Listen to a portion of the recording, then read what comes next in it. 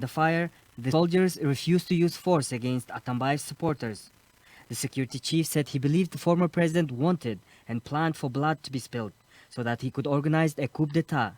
The prosecutor general has charged Mr. Atambayev with serious crimes after his arrest last Thursday, including murder, hostage-taking, and organizing mass unrest.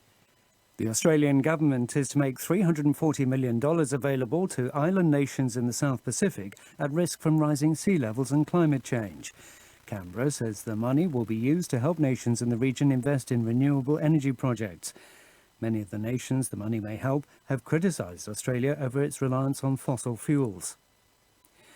Police in Australia have arrested a man in central Sydney after a woman was stabbed.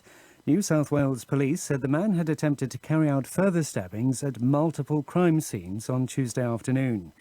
Gavin Wood of New South Wales Police said investigations were underway and assured the public that there was no further risk to the community. The male offender responsible for the stabbing is in custody. What I can conclusively say is that male offender was on his own and there's no other person complicit at this stage. So the threat to the community has been negated, and I want to make that very, very clear. The police also confirmed the body of a woman had been found inside an apartment building on the same street, but said they were unclear whether the death and stabbing were connected. You're listening to World News from the BBC. Japan's trade minister says South Korea has failed to explain why it downgraded his country's trading status as the row between the two countries intensifies. In a tweet, Hiroshige Seko said Seoul had not shown why Japan had allegedly fallen short of international export control measures. In Mali, despite recent ceasefire deals between the government and armed groups, insecurity is deteriorating in the centre of the country. In a new report, the United Nations says there's been a sharp increase in the number of children affected by the conflict. Louise de Wast reports. UNICEF says that between January and June, there were twice as many children killed than in the entire year of 2018. Others were injured, displaced, and separated from their families. This data has not been corroborated by the government, but authorities have been under growing pressure to appease tensions. Most attacks in the center of the country are believed to be perpetrated by armed militias. In their report, the UN also estimates that the recruitment and use of children in armed groups has doubled in comparison to the same period last year. The United States is to make it more difficult for poorer legal migrants to extend their visas or gain permanent residency. The rule targets migrants who rely on public assistance programs such as food stamps, medical care and housing vouchers. The new policy will mainly affect millions of undocumented, low-paid Hispanics. Pro-immigrant activists say they will fight the move. Police in Malaysia are searching for a missing 15-year-old European girl have confirmed they found a body. Officers have not confirmed whether it's Nora Quora, the girl with learning difficulties who disappeared from her room at a tourist resort in early August. But they say the body is female, white, and was found about 2 kilometres from the resort. BBC News. Hello, you're listening to World Update from the BBC in London. This is Dan Damon. Let's go straight to Hong Kong, where protesters have once again, in much smaller numbers than yesterday, returned to the international airport.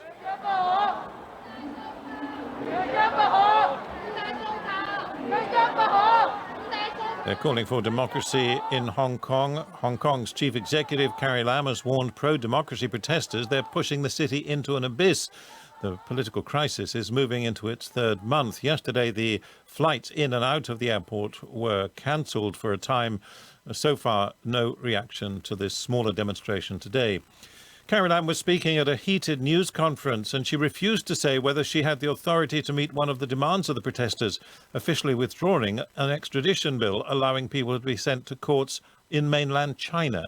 As we have all heard from the spokesman of the Hong Kong and Macau Affairs Office, the central government is still confident that I myself, as the government of the Hong Kong SAR, together with the police force, that we are still capable of resolving this crisis. Do you have the autonomy or not to withdraw the extradition bill, please? The second point I want to make. Could you answer that specific question? In response to the various demands that we have heard, we have considered all factors, and came up with a response that we have rehearsed time and again over the last 2 months. Thank you very much. Do you have the autonomy or not to withdraw the extradition bill? Answer your question, please. You have not answered the question. You've evaded the question.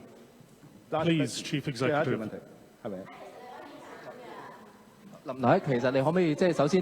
Do you have the autonomy to withdraw the bill or not, or does Beijing need to give I have approval on already that? answered the question.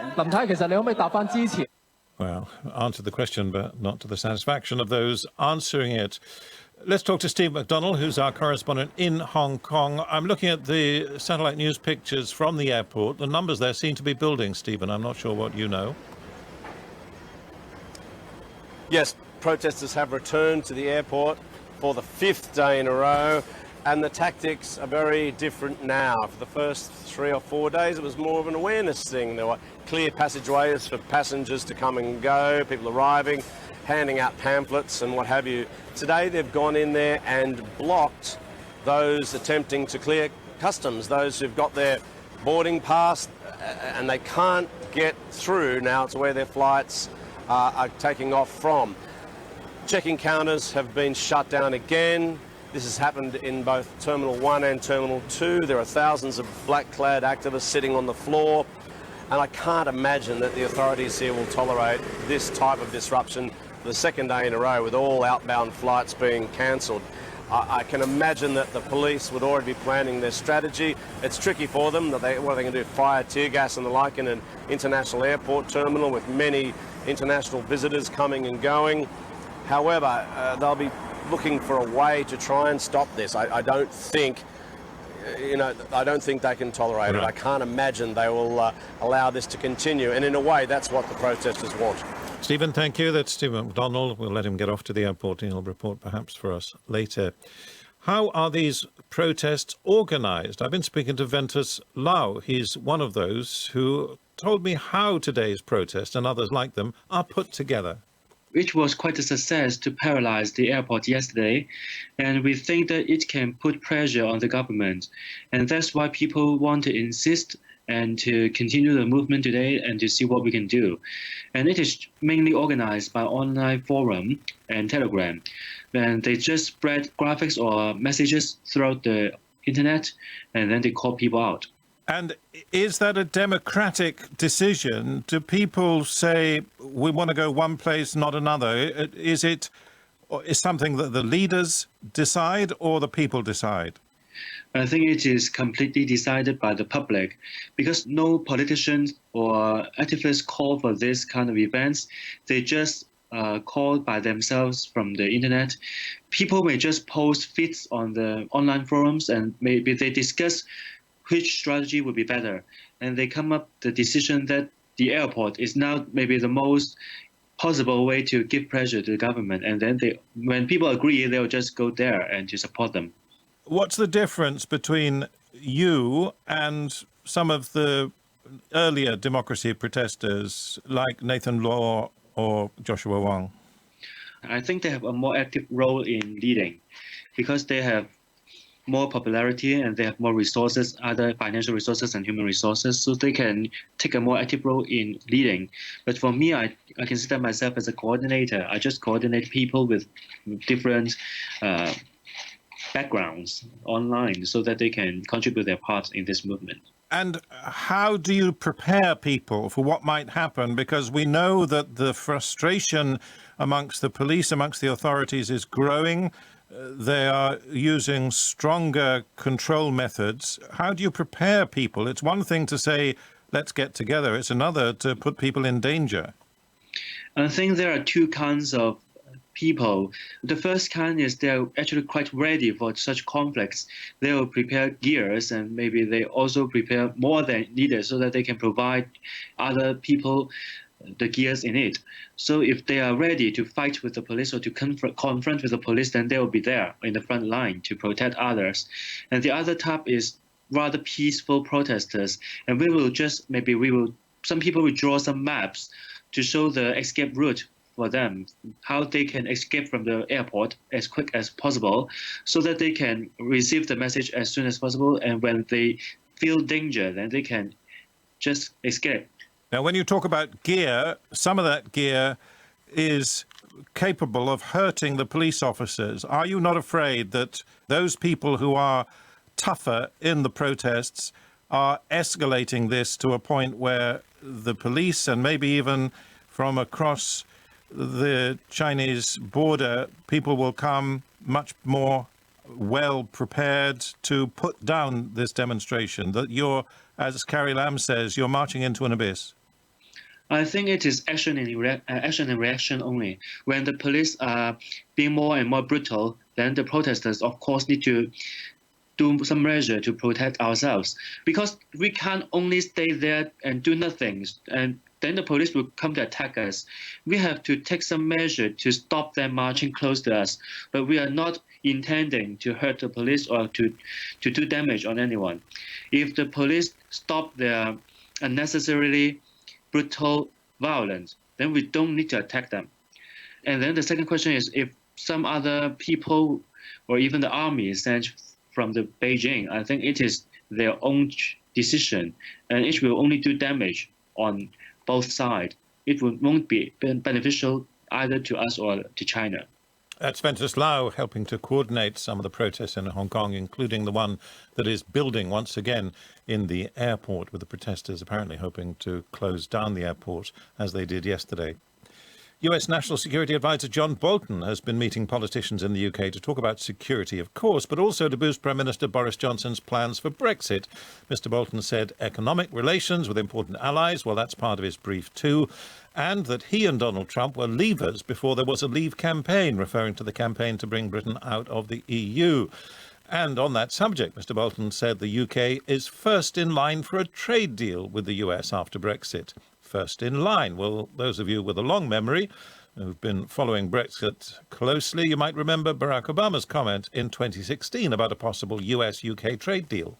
Maybe some point down the line there might be a UK-US trade agreement, but it's not going to happen anytime soon because our focus is in negotiating with a big bloc, the European Union, to get a trade agreement done. And UK is going to be in the back of the queue. Not apparently the view of the Trump administration. Well, Lewis Lukens was former Deputy Chief of Mission at the US Embassy in London. He says going from the back to the front of the line will come at a cost.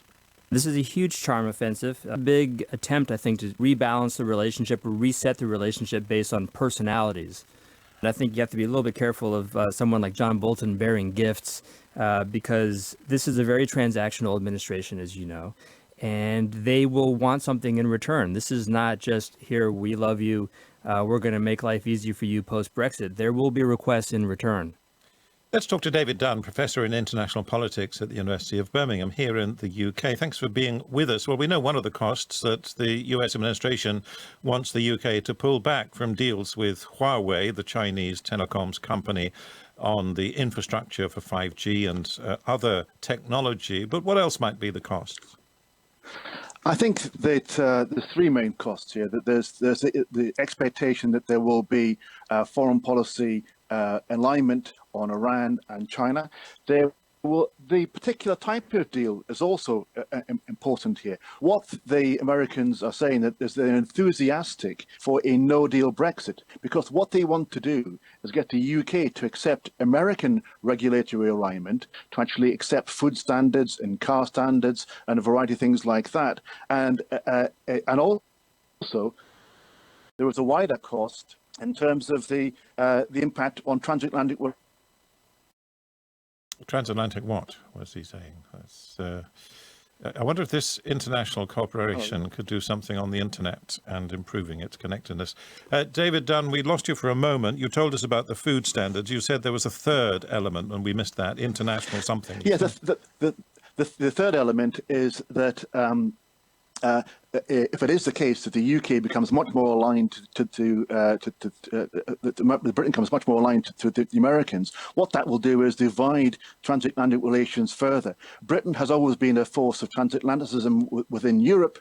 If the Americans separate off and pull the British away to support them on Iran and China, what you're likely to have is a much more a divided Atlantic alliance. The Europeans will take a harder stance, and therefore you'll have a very different approach to international politics more broadly as a consequence. Is any of that really very bad? The Americans are eating good food, okay, some different standards of production, but they're not poisoning themselves. The foreign policy alignment is already happening in the Gulf, as far as we know, with a joint US and UK patrolling system. So is that all that bad? It's very bad for the UK's economy just now. If we were to agree to import American beef, American GM crops, and American chicken, we couldn't then manufacture those things into pies and pasties or whatever it is and sell them elsewhere in Europe.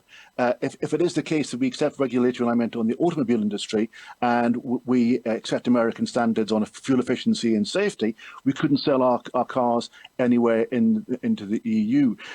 Just now, Britain has more or less equal trade, more trade with Europe than America, but there's a balance there. For 20% increase in trade with the Americans, we may lose access to huge markets in Europe on our doorsteps as a consequence of accepting standards that are completely out of alignment with the way in which we've traded with Europe for the last 40 years. David Dunn, thank you. Professor in International Politics at the MST of Birmingham. Well, of course, you'll know there are others with different views, and you'll hear those here on World Update over the coming weeks, months, really, of debate as we head towards that October 31st date when the UK is meant to be leaving the EU. This is the BBC.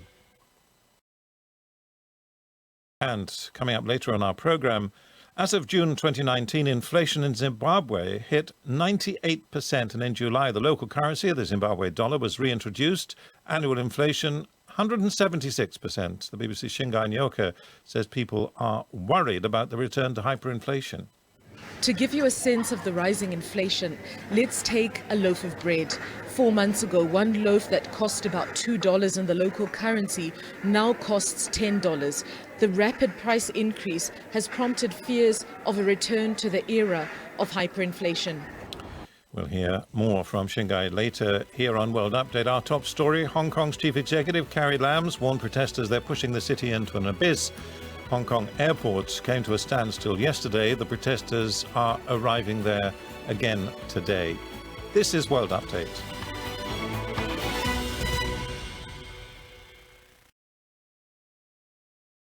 This is Dan Damon in London. We'll turn to a story that's just been developing in the past few minutes. Police in Malaysia searching for a missing 15-year-old European girl have confirmed that a body has been found. We can speak to our correspondent, Howard Johnson, in Malaysia. There's no confirmation yet. What do we know, Howard? Yeah, Malaysian police gave us an impromptu press conference here in the last half an hour outside the Dusun Resort, which is where Nora Corin's family have been staying.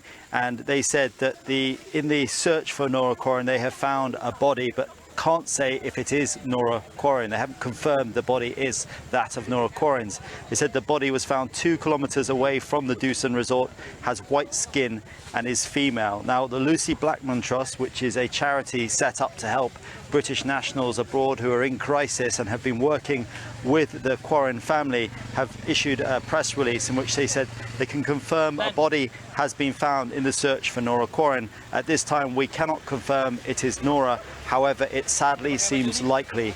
Investigations are underway to confirm the identity and cause of death. Now, earlier today, our colleagues at Reuters who've been covering this story, the news agency, they said that a man walked up to one of the checkpoint guards close to the media area where we've been camped out for most of the week, and he said that he'd found a body close to a palm oil plantation near a river area around 3 kilometres away from the main road there. So we're still waiting for confirmation on the identity of the body, but at the moment it seems like that this is definitely a troubling development here in Malaysia. And tell us, Howard, about Nora Corin and the circumstances in which she disappeared. Yeah, Nora arrived here more than a week ago for a family holiday. It was going to be a 2-week break with her family. They arrived on August the 3rd. The following morning, on August the 4th, her father, Sebastian, went upstairs to the room that Nora had been sleeping in and looked in the bed, and she wasn't there. He went down the stairs and saw that a window was open on the lower ground floor of the villa in this luxury eco resort they were staying in. He raised the alarm, and then began a search and rescue operation that's been going on now for 10 days. People have been looking around this area. Nora obviously is a vulnerable child. She grew up with learning difficulties, developmental issues. She has a smaller brain than most teenagers, and she has mobility issues. She's a very vulnerable girl. She's not the type of person who want to go out wandering off alone, say her parents. So it was all very confusing when people started to assume that she had gone off by herself. The family said that wasn't the case. Now, the police have always maintained this is a missing persons case and have treated it as such. The family were always interested in exploring the line that this was an abduction, but to this day, the police maintain that this was a missing persons case. We'll find out more details in the next half an hour or so when the police give a press conference down in the town of Pantai. Howard, thank you. Howard Johnson reporting to us from Malaysia. There'll be more on that, of course, here on the BBC later. Chile is one of the nations in the world that's been hit by some of the most powerful earthquakes ever recorded. Rocked by a major quake in 2010, 500 times more powerful. Hi there, this is CJ Buckman, your life coach. And whenever I'm in London, I listen to Starr Radio UK right here. But guess what? You can listen to wherever you are.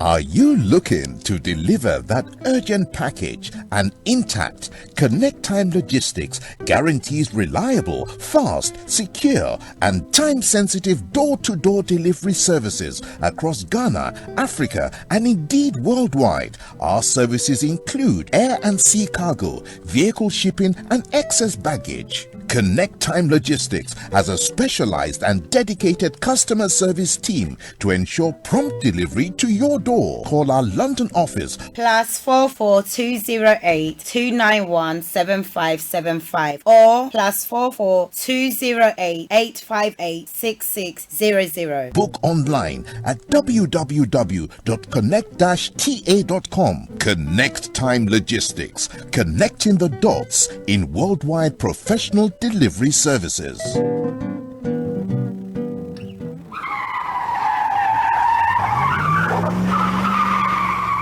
You can't always be in control of what happens on the road, but you can control the tires you ride on. Thanks to Champon Tires, in testing condition, you are guaranteed of traction and grip, be it new or partly worn tire. Champon Tires are the largest import and exporters of tires in the UK. Locate us all over the UK. For Wakefield, contact us on 01924 262 043. Selby, Rotherham, Hull, and Birmingham, contact us on 01709 380-615, or you can visit us at www.champontires.co.uk. Champon Tires, safe when new, safe when partly worn. Check me out. He tells me my energy is making him tired. Yes! How do you get the energy to do I've been told that I have a lot of energy, but my goodness, I think today I have met my match, people. I have met my match, Miss Suzanne. Wow, amazing. One of the things that's the start of digging the hole of darkness. So what did that myself and the world in adjustments. And 2019. Forget the proverbial boardroom. Join me, Simone Frazier, on the CEO, the program that gives you the driving seat over your life. Every Tuesday, 8 p.m. only on Starr Radio.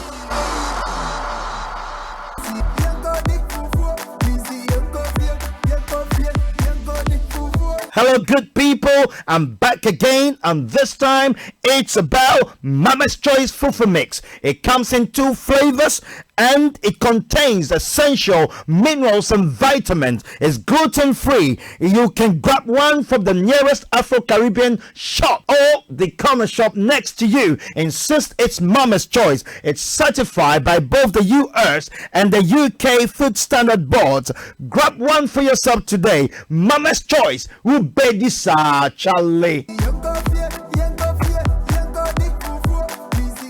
Getting onto the property ladder has never been easy until now. Join us this and every Thursday from 7 p.m. to 8:30 p.m. live on the Property Hour Show on Starr Radio UK, where we talk to mortgage brokers, property developers, estate agents, landlord, tenant, property consultants on how to invest or get into the property business and make money. You can't afford to miss this. The Property Hour Show is your best source into the property industry.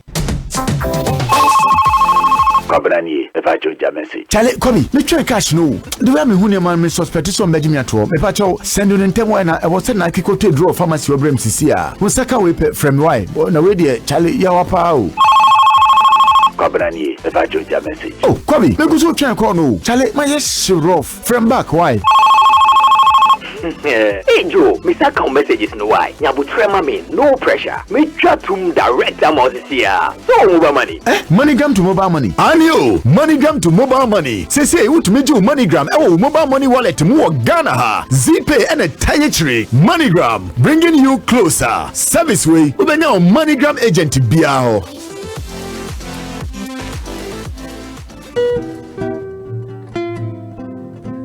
Are you looking to deliver that urgent package? And intact Connect Time Logistics guarantees reliable, fast, secure, and time-sensitive door-to-door delivery services across Ghana, Africa, and indeed worldwide. Our services include air and sea cargo, vehicle shipping, and excess baggage. Connect Time Logistics has a specialized and dedicated customer service team to ensure prompt delivery to your door. Call our London office +44 208 291 7575 or +44 208 858 6600. Book online at www.connect-ta.com. Connect Time Logistics, connecting the dots in worldwide professional delivery services.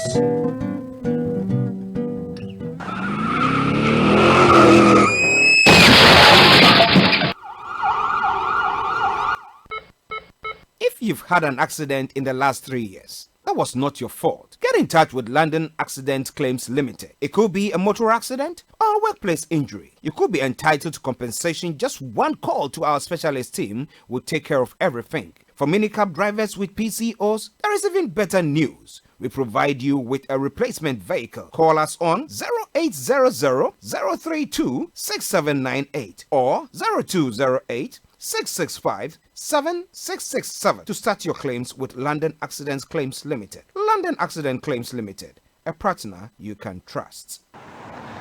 Bless the Lord, oh my soul. What's the hidden truth or mysteries behind the supernatural? Do angels really exist today? Is healings and miracles real? Can I hear the voice of God? Was there inspirations and challenges in ministry? Can my eyes be open to see beyond the natural? Can I operate in the gifts of the Holy Spirit? Can my dreams contain messages from God? My Journey is your one-stop destination to the supernatural on Starr Radio UK. Join your host, Captain Tete, this and every Saturday from 4 p.m. on My Journey, your one-stop destination to the supernatural.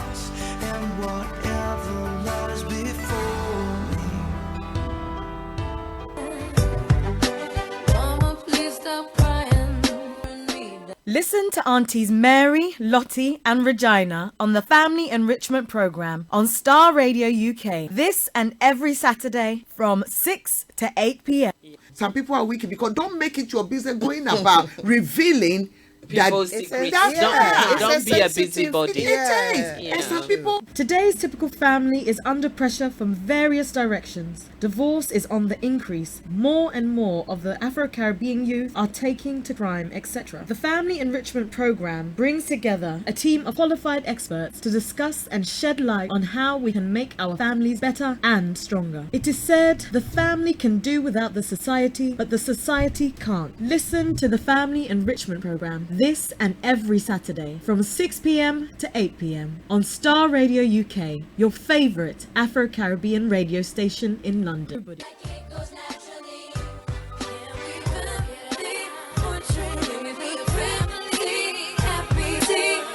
Download our app in iTunes and the Google Play Store.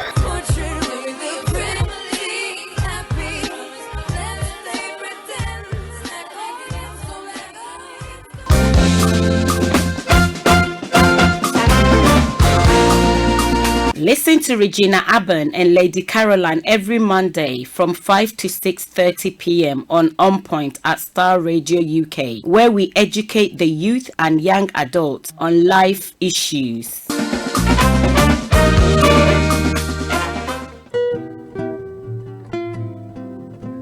Are you looking to deliver that urgent package and intact? Connect Time Logistics guarantees reliable, fast, secure, and time-sensitive door-to-door delivery services across Ghana, Africa, and indeed worldwide. Our services include air and sea cargo, vehicle shipping, and excess baggage. Connect Time Logistics has a specialized and dedicated customer service team to ensure prompt delivery to your door. Call our London office +44 208 291 7575 or +44 208 858 6600. Book online at www.connect-ta.com. Connect Time Logistics, connecting the dots in worldwide professional delivery services. Hi there, this is CJ Buckman, your life coach. And whenever I'm in London, I listen to Starr Radio UK right here. But guess what? You can listen to wherever you are. Broadcasting worldwide, online 24/7. All around the world. In your car. At work. At home. On your smartphone. This is Starr Radio UK. 10, 9, 8, 7, 6, 5, 4, 3, 2, 1. When your heart is aching, smile even though it's breaking. When there are clouds in the sky, you get by. If you smile through your fear and sorrow, smile and maybe tomorrow you find that life is still worthwhile. If you just smile. Hey, this is Archie, and you are listening to Starr Radio UK and the Morning Show.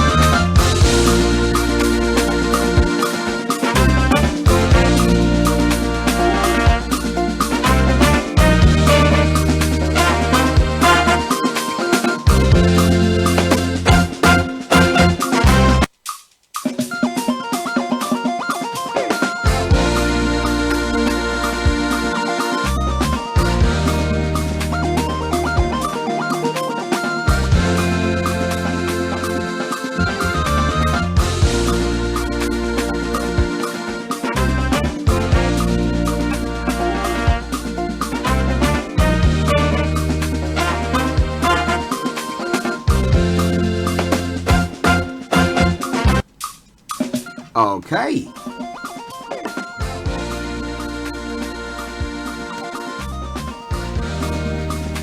This is Starr Radio UK, your favorite African and Caribbean radio station in London. Today is Tuesday, the 13th of August 2019. The time now 10:37 from the heart of London. It's It's a Tuesday edition of the morning show. Let me say massive welcome to each and every one of you. But let me say good morning, good afternoon, good evening, good dawn to you wherever you might be on planet Earth. Of course, those of you on other planets as well. We love you to bits and we salute you. We say hello. But let me say good morning to my colleague and co-presenter, Mr. Frank Davis in the house. Simeon Frazier in the house as well. And to Mr. Olaimi Koike, who will also be joining us exactly at 11 o'clock with updates from Nigeria. Let me say a massive good morning to you all. But you know what you can do for me? Tell a friend to tell a friend to tell a friend to tell a friend. The Starr Radio UK morning show is on. Of course, Archie is here. Happiness is near. All right then. Let me say morning to Mr. Kofi Ali, Ambassador Light for ECOWAS. Kofi, wherever you are, morning to you. I hope you are doing well. And to my brother Felix all the way in Aberdeen. Felix, Charlie, long time no here. I hope you are doing good. Or are you chilling out on holidays? My goodness. I think I'm going to tell Frank that we have to be going on holidays as well. We shut everything that go on holidays. What about that? So you see how we are feeling? Wow. But we are glad to be in the house once again. Felix, morning to you. And let me say good morning also to Captain Felix Etter and Reverend Michael Esiama, Big Reverend. I hope you are doing good. To Mr. Dave West, he was here this morning, eventually from last night 10 p.m. till 3:30 a.m. bringing you the conscious reggae time. Dave, good morning to you, Maestro. I hope you are doing very good. To Mr. Mike Dillion, Big Mike, how are you doing? I hope you are feeling better now. Yes, Big Mike has not been feeling well, but our thoughts are with you, and we wish you a speedy recovery. To Canva David in Minnesota, Brown Kwame in Maryland. Mr. Davidson, you are in the USA as well, and we love you to bits. Good morning to you. Let me say good morning to Pastor Emmanuel Chidi, who is joining us as well. Pastor Chidi, man of God, thank you very much for your support. Every time we are on, whatever the program is, you are there to support us. My goodness. Thank you very much, and God richly bless you. Let me say good morning to my apostle himself. That's how we should call him Brother HB. Brother HB, good morning. Apostle Hendrik Bruce. And to Auntie Mary, Mrs. Mary Bruce. Ma'am, good morning to you. Let me say good morning to all the Hammonds, the Betwells in Ghana, across the globe. HRH Linda Pellian all the way in Cyprus. And to Mr. Pillian as well, we salute you. Thanks for tuning in each day to listen to us. And thanks for the Career 101 yesterday. It was a smasher. Time now, 10:40 from the House of London. And it is Starr Radio UK, your favorite African and Caribbean radio station in London. Okay, for those of you who don't know who I am, really? I am the one and only Archie on Starr Radio UK. Nobody does it better. Okay, now you know. So, by way of the program online, we bring you the quotes for the day, the weather forecast, and then move on to the travel updates. I'll bring you some lovely music as well. Then at 11 o'clock, we'll be having Mr. Olaimi Koike, who will be joining us, bringing us updates from Nigeria. During the course of the program after that, we'll be having Simeon Frazier joining us as well on the panel this morning. We're looking at all the news that is making the rounds from Mr. Bolton, who has visited the UK, giving us assurance that, hey, UK is going to be in the front of the queue after Brexit. Well, the World Trade, the WTO is saying that it has to take some time before we get a trade deal. I don't know how all that is going to be playing out. But once I have my panel seated, we'll be having a good look at that. And to Hong Kong as well. Late last night and early this morning, I was monitoring some of the stories from there. And the border between Hong Kong and China. You see the Chinese troops, trooping up, exercising. I bet they're going to be unleashing their anger on the Hong Kong protesters. So what is going to happen? What are the protesters actually looking forward to achieving? We'll be having a look at all that.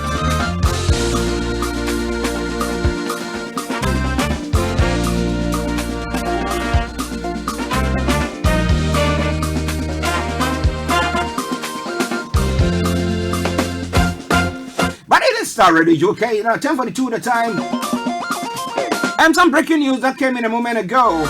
A police searching for missing teenager Nora Quirin in Malaysia say they have found a body. Now we'll be following that story closely to tell you exactly what is happening on that front.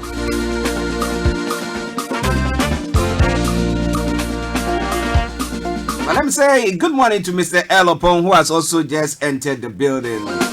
El, morning. I hope you are doing good as well. To all the team who work in the background, and to every one of you tuned in to listen to us today, massive good morning to you and welcome to the program. Okay, so what has the quote for the day got for us? It says, to constrain your potential by being too narrowly focused in today's global market is a huge mistake and you should avoid that. Now let me take it again. To constrain your potential by being too narrowly focused in today's global market is a huge mistake and you should avoid that. Well, so you can take it and that template, you can place it in your life or whatever thing that you are doing and see whether you are being narrowly minded or you have a wider scope of things. But whatever it is, well, it is a quote for the day. By the Starr Radio UK, your favorite African and Caribbean radio station in London, I'll be bringing you the weather forecast. So you stay tuned, don't tag the dial. I managed to sleep very well last night because I had the windows open and a nice cool breeze and coming into the bedroom, and I was like, whoops, that is good. Those of us who like the cold weather enjoyed it, but those who don't like it, I bet they turn their heaters on. I don't think so though. But for the weather forecast for today, Tuesday, the 13th of August 2019. What am I saying? 2018? 2019. Maybe because Simon Fraser is just sitting here, just monitoring me, my boss lady, you see? Okay. Now, a fine afternoon for many areas with windy, dry and sunny spells. However, there is still the risk of catching the odd shower. It's going to be generally gentle breeze. Now, this evening should remain dry for most places, with perhaps just one or two well-scattered showers. Dry tonight, and while it will remain clear for a time, cloud will thicken later. But when it comes to the top of the temperature, it's going to be 21 degrees, and the lowest is going to be 13 degrees, 2 degrees higher than what we saw yesterday.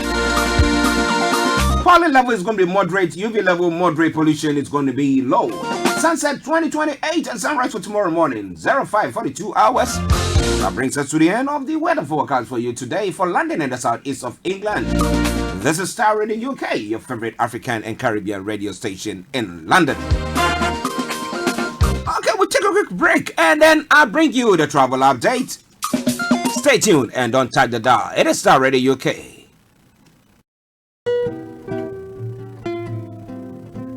Are you looking to deliver that urgent package and intact? Connect Time Logistics guarantees reliable, fast, secure, and time-sensitive door-to-door delivery services across Ghana, Africa, and indeed worldwide. Our services include air and sea cargo, vehicle shipping, and excess baggage. Connect Time Logistics has a specialized and dedicated customer service team to ensure prompt delivery to your door. Call our London office +44 208 291 7575 or +44 208 858 6600. Book online at www.connect-ta.com. Connect Time Logistics, connecting the dots in worldwide professional delivery services. Welcome back to the program. It's now 10:47 from the heart of London. As you know, by this time we'll be having our travel updates. But hey, stay tuned. Of course, we're going to be bringing that your way. Check it out. Keep your eyes on the road. Anything that you will never do. Keep your eyes on the road. Okay, so keep your eyes on the roads. Keep your eyes on the road. The Starr Radio UK travel update that comes your way every weekday from 10:45. So wherever you are, like I say all the time, you want to share with us on your travels, what you've seen so far, feel free to do so. Because we are also here to share it with our well listeners. Okay. On the travel this morning, on the underground, it looks very good there. Bakerloo, Central Circle District, Hammersmith and City, Jubilee North Metropolitan, Northern Piccadilly, Victoria, Waterloo and City Lines. Oh, good service. Now, when it comes to London Overground, TFL Rail, DLR, London Tramley, good service there as well. Wow, but still keep your eyes on the roads. Now, let's move on to the river bus, my favorite means of transport. As to whether it's all working today. Unfortunately, there is reduced service on the Woolwich Ferry still, but RB1, RB1X, RB2, RB4, RB5, RB6 are in good service. So what is happening on the Woolwich Ferry? It's operating a one-boat service, so please check before you leave. Keep your eyes on the roads, and we promise to keep you navigating. As and when there are any changes, we'll bring it to your notice. But now let's move on to the National Rail. Let me tell you what is happening on the National Rail front. On the National Rail this morning, Great Western Railway has got special service, South Western Railway, special service, Southern, special service there as well. But keep your eyes on the roads, keep your eyes on the roads. Starr Radio UK Travel Update, that comes your way every weekday from 10:45.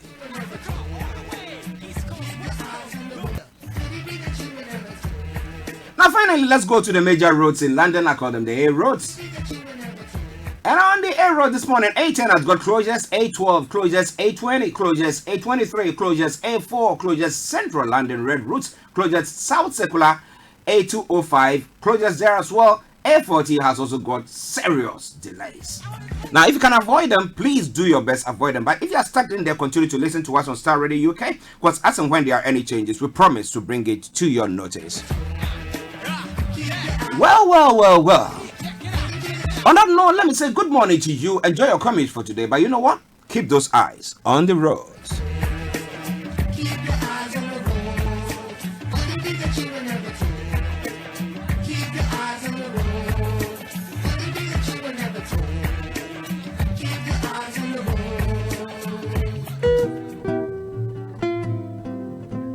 Are you looking to deliver that urgent package and intact? Connect Time Logistics guarantees reliable, fast, secure, and time-sensitive door-to-door delivery services across Ghana, Africa, and indeed worldwide. Our services include air and sea cargo, vehicle shipping, and excess baggage. Connect Time Logistics has a specialized and dedicated customer service team to ensure prompt delivery to your door. Call our London office +44 208 291 7575 or +44 208 858 6600. Book online at www.connect-ta.com. Connect Time Logistics, connecting the dots in worldwide professional delivery services.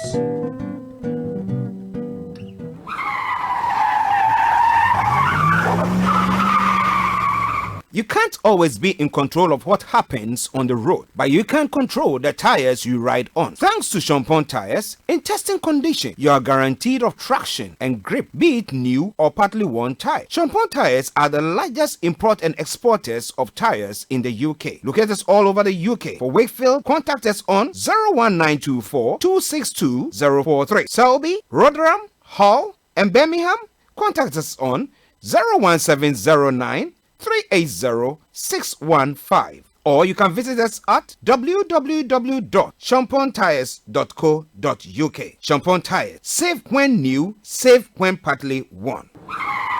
Check me out. He tells me my energy is making him tired. Yes! How do you get the energy to do I've been told that I have a lot of energy, but my goodness, I think today I have met my match, people.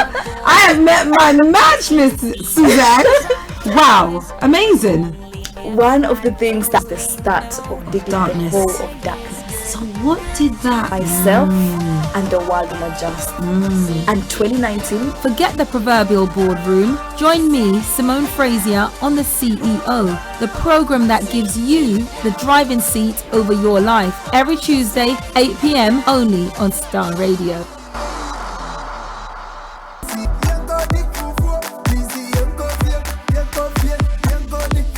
Hello, good people. I'm back again, and this time it's about Mama's Choice Fufu Mix. It comes in two flavors, and it contains essential minerals and vitamins. It's gluten free. You can grab one from the nearest Afro-Caribbean shop or the corner shop next to you. Insist it's Mama's Choice. It's certified by both the US and the UK Food Standard Boards.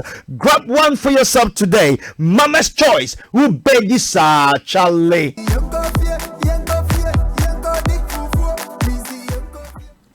Welcome back to the program. It is Starr Radio UK, your favorite African and Caribbean radio station in London. It's now 7 minutes to the top of the hour. That is 7 minutes to 11. And I can see Miss Olaimi Koike behind there. The scenes I'll be joining us in the next 7 minutes. Let me tell you some of the stories that we'll be looking at this morning when it comes to updates from Nigeria, which he is posting at the moment. You want to know more about it, go to our Facebook page and you'll see it all there. But the update from Nigeria is sponsored by the Koike Removal Services. It says removal services made simpler than you would think. So you want to remove or move one item, or whether it be a commercial or domestic things that you want to move from one point to the other, they assure you of what? Insurance, parking, unpacking, and whatever it is. Get in touch with them and they will help you to do that. They will be sponsoring the updates from Nigeria. Stay tuned. Now it's time for me to bring you my first carefully selected choice of song.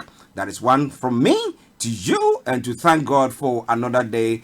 So that I tell you all the time, I live it to the fullest. No regrets. So let's take the song from Coda, and it's a Travis Green cover song, what Made a Way. Enjoy it, and I'll be with you. Stay tuned.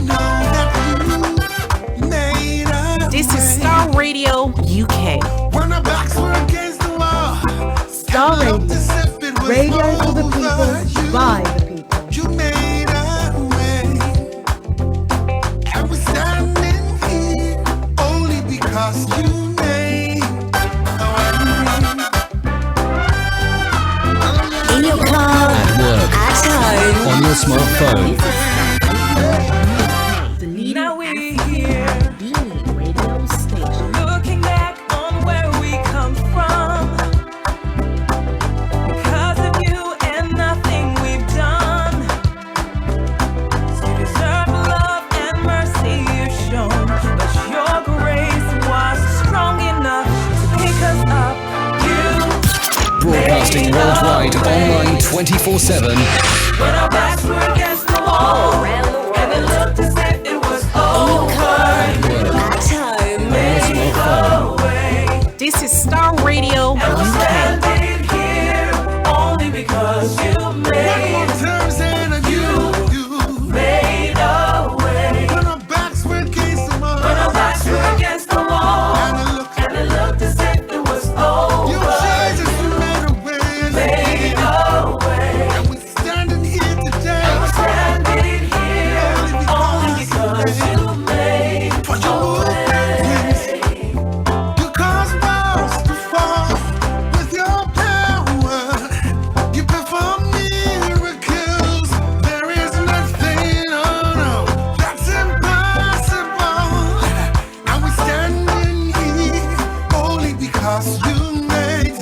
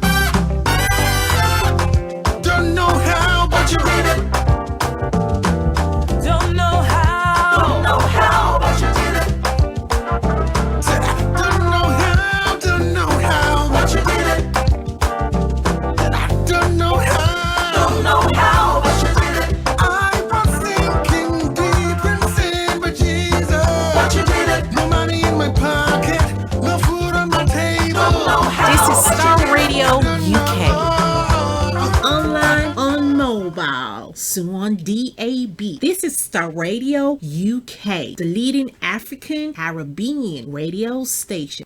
Nothing we've done to deserve the love and mercy you've shown, but your grace was strong enough to pick us up. You made a way when our backs were against the wall and it looked as if it was over. You made a way, and we're standing here only because you made you made a way. When our backs were against the wall, and it looked as if it was over. You made a way, and we're standing here today. And we're standing here only because you made a way. With your power, you perform miracles. There is nothing, oh no, that's impossible. And we're standing here only because you made. Say you move mountains. Yes, you did. Yes, you did. You cause the walls to fall with your power. Resurrection power, Jesus. You perform miracles. There is nothing, no, impossible. And we're standing here only because you made. And we're standing here only because you made. And we're standing here only because you made. And we're standing here only because you, my Jesus, made a way. Can I get some horns?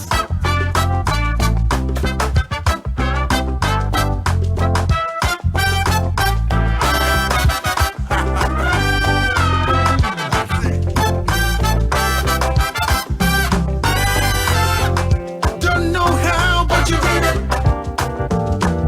Don't know how, but you did it. Said I don't know how, but you did it. I don't know how, but you did it. I was sinking deep in sin, but Jesus, but you did it. No money in my pocket, no food on my table. Don't know how, but you did it. I don't know. I call you my way maker. This is Star Radio UK. Broadcasting worldwide, online 24/7.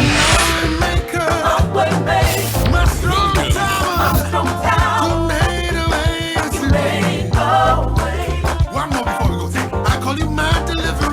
My deliverer. I praise you for Munyami. I praise you for Munyami. You made a way. Oh, thank you, Jesus. This is the morning show with Archie. Welcome back to the program. It is Star Radio UK, your favorite African and Caribbean radio station in London. The time now is 2 minutes past 11, and it is the Tuesday edition of the morning show. As said earlier on, if you don't know the date, today is the 13th of August 2019, and it is now time for us to review some of the stories making the rounds from Nigeria. But I know Mr. Olaimi Koiki is getting himself all geared up to join us. But if you also want to join us, the lines will be open at 12 o'clock for you to add your voice to the discussions, whatever it is, whatever you've also seen. But among some of the stories we'll be looking at, Ayo Akinfe, the renowned journalist, has also posted his 10-point. But today he's looking at something from the UK front, and he's talking about Jeremy Corbyn. And he said that Jeremy Corbyn needs to publish details of his post-Brexit plan now. He thinks that with the way the Conservatives are going, and the Prime Minister Boris Johnson and his team going around always now promising heaven and earth to every one of us. I mean, I don't know where they're getting the money from, you know, because a moment ago, Theresa May, when people were asking, oh, we need money, said there's no money, austerity. But now we have Boris going around promising everything. He just goes, how much do you need? 800 million. Oh, we're going to get that.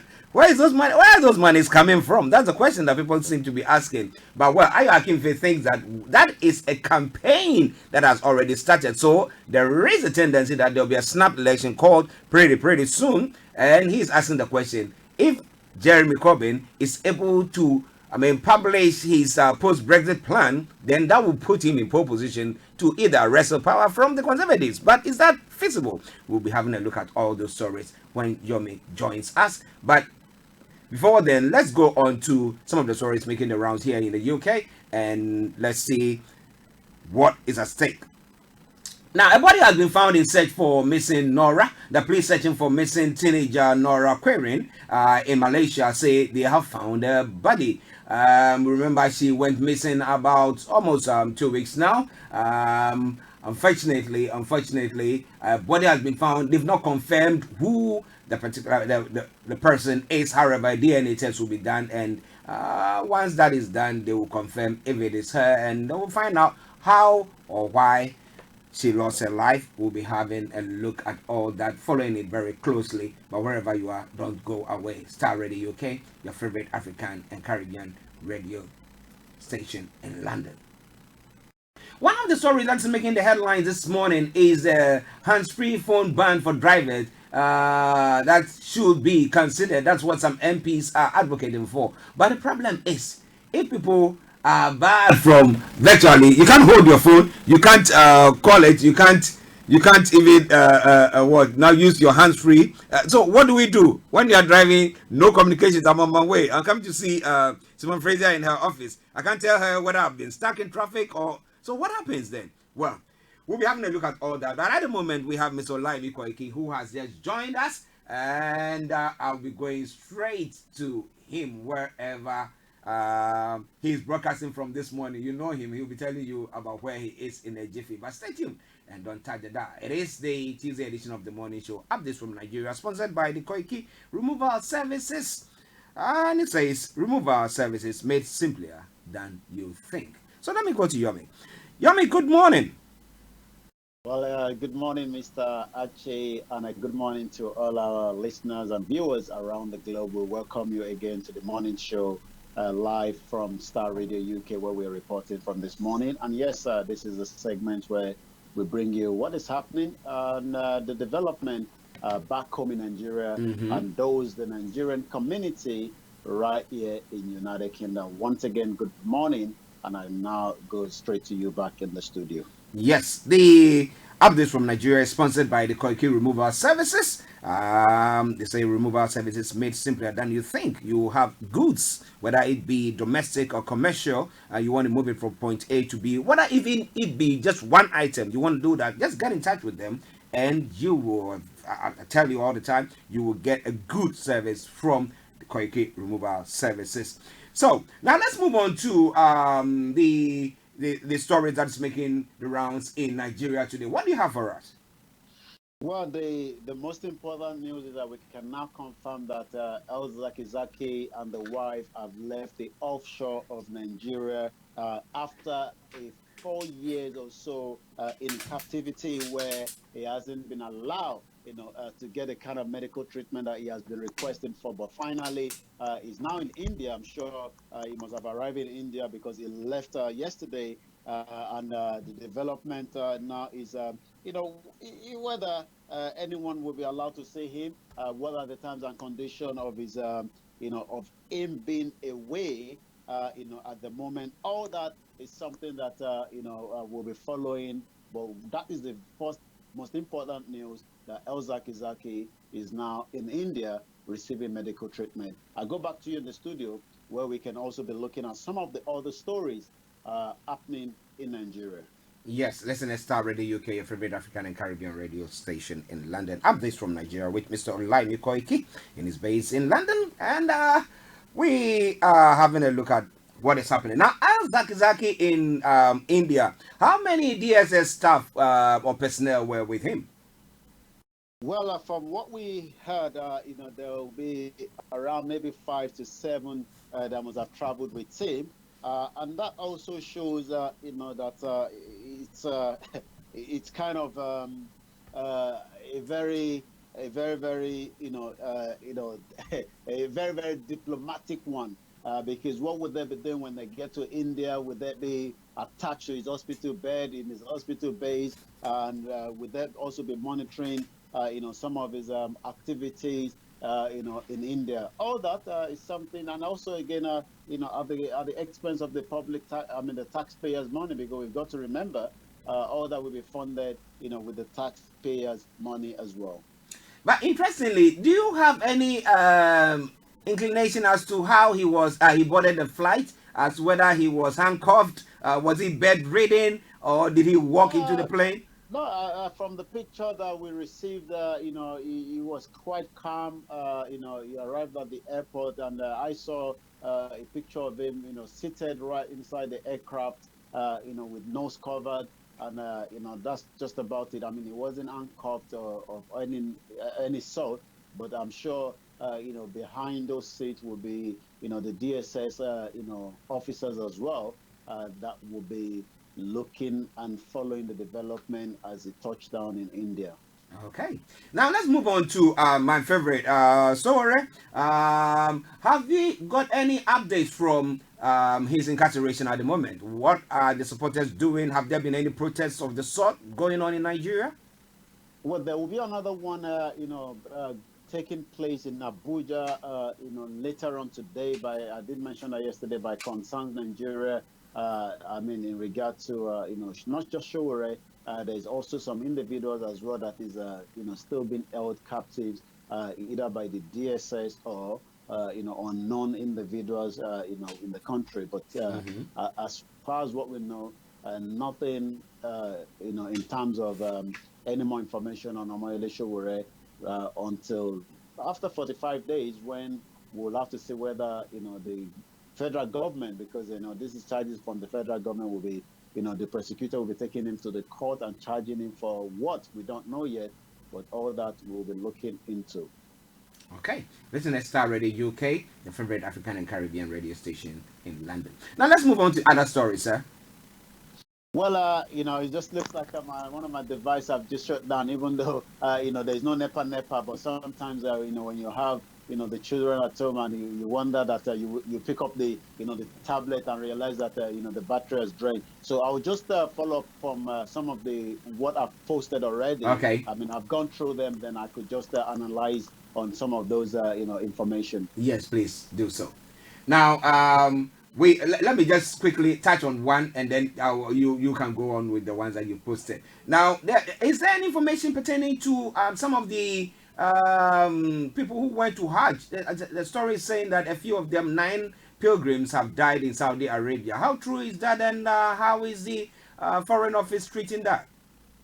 Well, we do know, when it comes to pilgrimage, to some of these, countries, there's also, there has sometimes fatalities where individuals get, killed, maybe because of the, the numbers, the numbers of people traveling from around the world is quite high, and sometimes Nigerians do get, caught up as well. But the most important thing is, I'm sure the federal government have, adequate.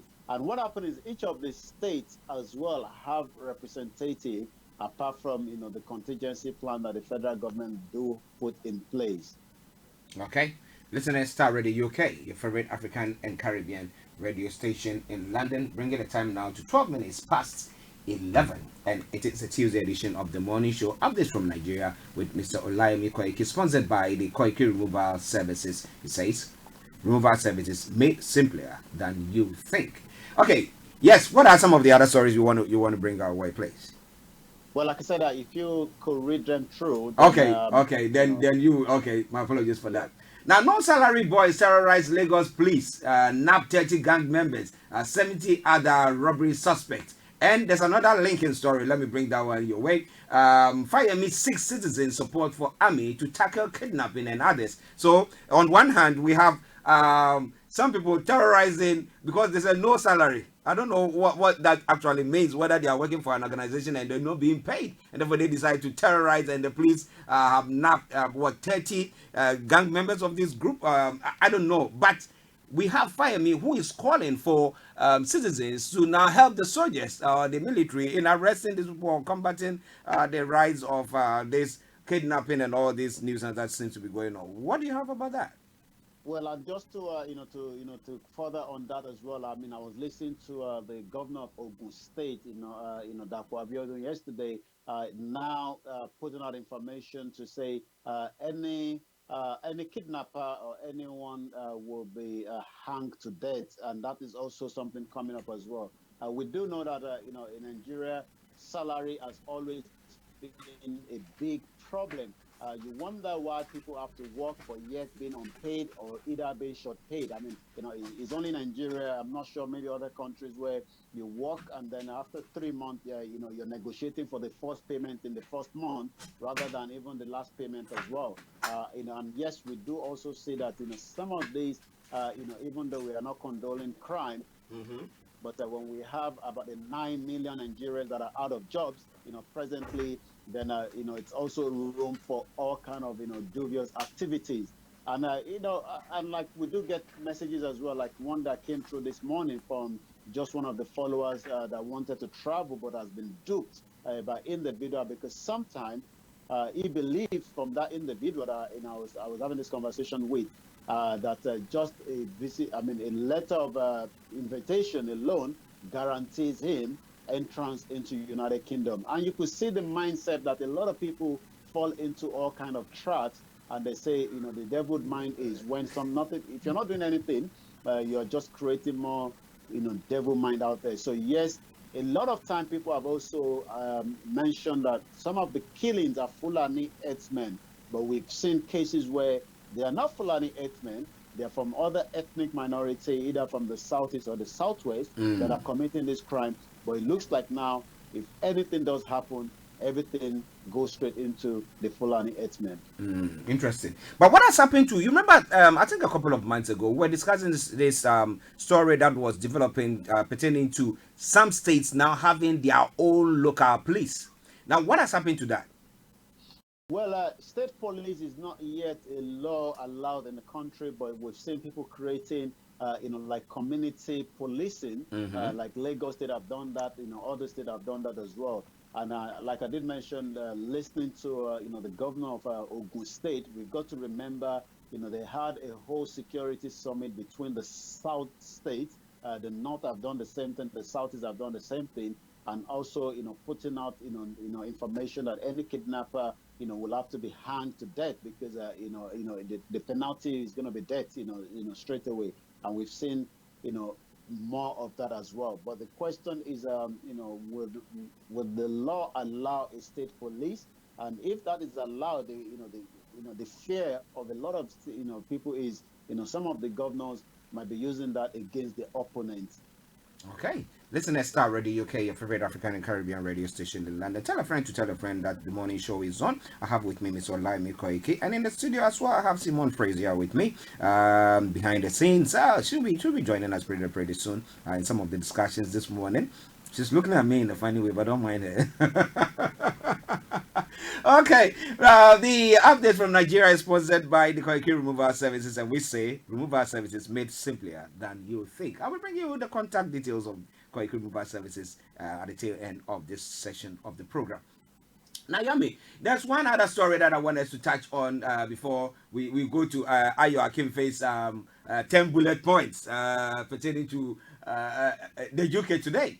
Now, that is pertaining to Buhari replacing Enang with Omorare, a Senate liaison officer. What is all that about? Well, as we know, there's individual that also work with the government straight from the Senate as well. So that means the president have a kind of representative that represent the federal government within the Senate as a senator as well. Yeah. But since the government is coming back, there has been a lot of changes within some of these individuals, and that is where that new appointment is coming up as well. Has he now come out with all the lists for the ministers?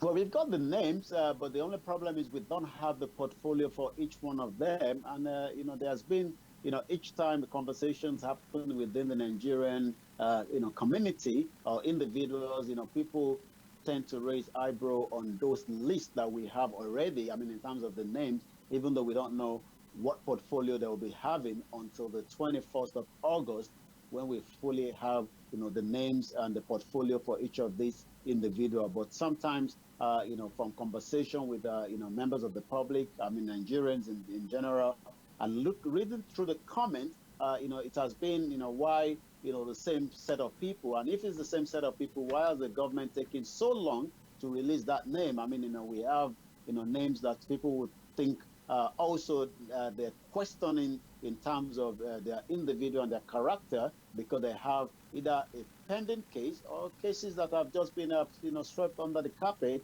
from the EFCC. And some of those individuals as well have been in government, either as a commissioner, becoming a governor, and then becoming a senator. So it looks like we have this cycle of people that are moving around. But like someone would say, if you're not a party member and those that have sacrificed for the party, then this is a conversation from an individual, a very close APC card carrier member that spoke to me 2 days ago. Says you won't expect someone that is from Harvard University to be included in that ministerial list because they didn't sacrifice for the party. And is it sacrifice for the party we need, or we need individuals that can really make the country work? Yes, listeners, Star Radio UK. That is Mr. Olaimi Koike for you. But let me say good morning to Mr. Dan Tabiri, Nanaya Tabiri, all the way in Ghana on holidays. Our money man. But Friday, don't worry, he's on holidays. He will still be on air, bringing you some money issues and putting some money in your pocket. Mr. Dan Tabiri, good morning to you and to the family, yeah, and the girls. I hope that you are enjoying yourself back in Ghana. Okay, now Yomi, now let's come to one other story that is making the rounds in Nigeria. It has got a bearing in the UK that is pertaining to a police officer here who is in Nigeria Big Brother. Now, I don't know how that came about and everything, but that is sorry making the run. It seems to be captured. Brett Cop facing sack for going on Nigeria Big Brother, and they'll go on with other stories pertaining to that. So the Met office, what is exactly going on there? I've not really picked that news, but from what I know, Big Brother is one, show. Just like there's also this situation where anything that happens in Europe tend to be replicated in Nigeria and other African countries, and that is where the word Big Brother. If we remember, there's a Big Brother in UK where people, individuals are kept in one house, and they could be there for a month or so until the final winner comes out. And maybe these individuals must have been picked up to join that celebrity Big Brother. And then now the question is whether it took the right permission, or maybe only said he was going away for a month, only for him to surface on the Big Brother Nigeria. And we've got to remember that there's also this on the minds of a lot of Nigerians that people tend to focus more on programs like this rather than the reality of what is happening even within the country. We have more youth that are subscribing, not just paying service for this program, because it's not free. You're gonna have to vote in someone and vote in somehow as well. And it also indicates there's a statistics I saw a couple of weeks back where there are more Nigerians watching Big Brother than more Nigerians following the politics of the day, and there are more Nigerians voting in the Big Brother than what we have even in Lagos State in terms of the voting system that took place in Lagos. Remember, the numbers in Lagos was very low, but the numbers on Big Brother is quite high. Okay. Listen to Star Radio UK. Now let's come to Ayo Akin face 10 bullet point. Let's see whether we can touch on a couple of them. But it said like Jeremy Corbyn needs to publish details of his post-Brexit plan now. Now the first one, he said it is clear to all and sundry that Boris Johnson will pull the UK out of the European Union on October the 31st. Even if it ruins the economy. Now Johnson is on a suicide mission and is prepared to damn the consequences if Britain's economy is going to shrink by 50%. So be it. Johnson is hell bent on pressing the self-destruct button. Now, so Ayakive, now is he pro Corbyn or pro Boris? Well, when you're a writer or a journalist, you got to have to balance the story. So, I won't say whether it's pro or Okay, against, okay, but okay. I catch your drift. what we all know is that, Boris has been firm, during his campaign until he became, become the prime minister, indicating that, and he was asked, so many times, and he said, yes, whatever it is, he will be taking them out. Britain will be coming out on the 31st of October, which is now like a countdown. Whether that is going to happen, we will have to see what will be the consequence of that as well. Is something that a lot of commentators are already discussing. But the most important thing is, whatever the outcome, what could be the benefit for African countries is something that we also need to look into, as it could be a bargaining chip if the right government is also making advantage of that. Wow, wow. Listen to Star Radio UK. Now, Yomi, before we go, do you have any other stories or anything pertaining to that you want to say? Yes, just before we go, as I'm just getting ready to make my way to Brent Cross, where the mayor of Brent, Councillor Ernest, is also receiving some delegate from Nigeria. I'm told the wife of the governor of Kwara State is in the town, and we might maybe have Niger Voices tomorrow, so that they can tell us, what are their plans as they have taken over, as APC took over from Kwara State. Kwara State was the state where the former, Senate president was. And from information I'm getting, it looks like he might be coming out of PDP and going back to APC. And that, the former Senate president, Olubukola Saraki. Okay. But I'll be having an opportunity to see the current governor's wife from the APC in that state that is also visiting London from, the information received this morning. And we'll be giving more details of that tomorrow morning when we're back again on Star Radio UK. Okay, listeners, that has been Mr. Olaimi Koike bringing you updates from Nigeria, but it's sponsored by the Koike Removal Services. It says removal services made simpler than you think. Relax and let our professional movers take care of your move. Single item to a full house move, man with a van hire, fixed price and hourly rate, fully insured service, parking, unparking, assembly, disassembly of furniture. Now, short notice and weekend availability, a wide range of supplemental services, local and nationwide. Public liability insurance, good transit, goods transit insurance. Contact us on +44 759 405 0979 +44 759 405 0979. Yomi, thank you very much once again. We'll be back again same time tomorrow. Okay. Have a good morning to all our listeners. Bye for now. Bye-bye. Well, listeners, that has been Mr. Olaimi Koike bringing you updates from Nigeria. It's now gone 11:27 from the House of London. We take a commercial break and some lovely music from Nigeria, and then we move on with the show. Stay tuned. Don't touch the dial.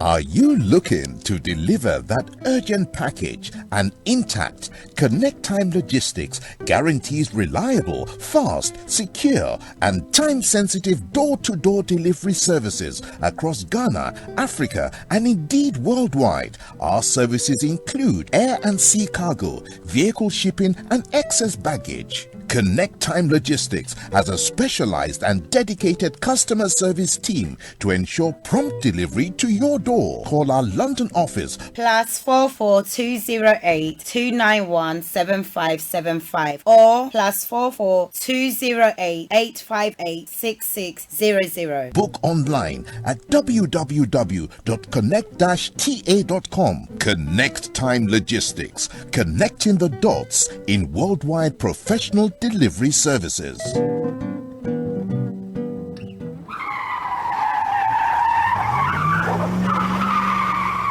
You can't always be in control of what happens on the road, but you can control the tires you ride on. Thanks to Champon Tires, in testing condition, you are guaranteed of traction and grip, be it new or partly worn tire. Champon Tires are the largest import and exporters of tires in the UK. Locate us all over the UK. For Wakefield, contact us on 01924 262 043. Selby, Rotherham, Hull, and Birmingham, contact us on 01709 380-615 or you can visit us at www.champontires.co.uk. Champon Tires. Save when new, save when partly worn. Check me out. He tells me my energy is making him tired. Yes! How do you get the energy to do I've been that? told that I have a lot of energy, but my goodness, I think today I have met my match, people. I have met my match, Miss Suzanne. Wow, amazing. One of the things that's the start of digging the hole of darkness. So what did that Myself and the world will adjust. And 2019. Forget the proverbial boardroom. Join me, Simone Frazier, on the CEO, the program that gives you the driving seat over your life. Every Tuesday, 8 p.m. only on Starr Radio.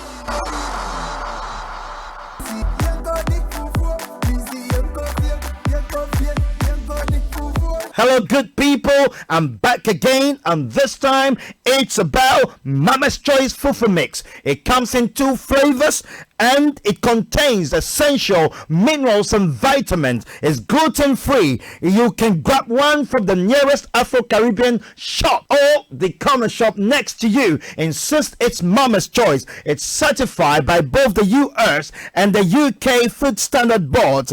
Grab one for yourself today. Mama's Choice. Ubedisa Charlie.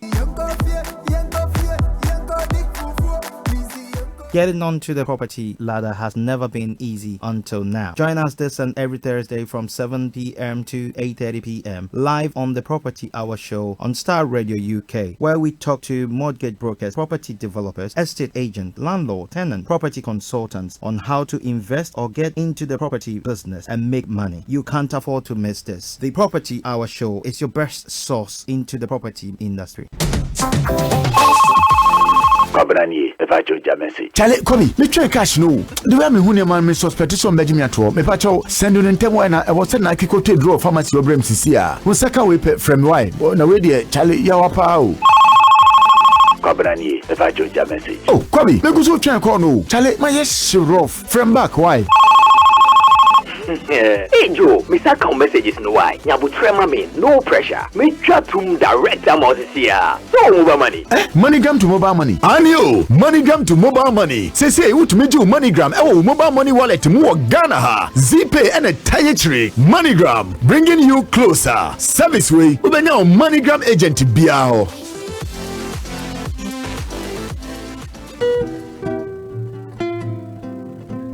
Are you looking to deliver that urgent package and intact? Connect Time Logistics guarantees reliable, fast, secure, and time-sensitive door-to-door delivery services across Ghana, Africa, and indeed worldwide. Our services include air and sea cargo, vehicle shipping, and excess baggage. Connect Time Logistics has a specialized and dedicated customer service team to ensure prompt delivery to your door. Call our London office +44 208 291 7575 or +44 208 858 6600. Book online at www.connect-ta.com. Connect Time Logistics, connecting the dots in worldwide professional delivery services.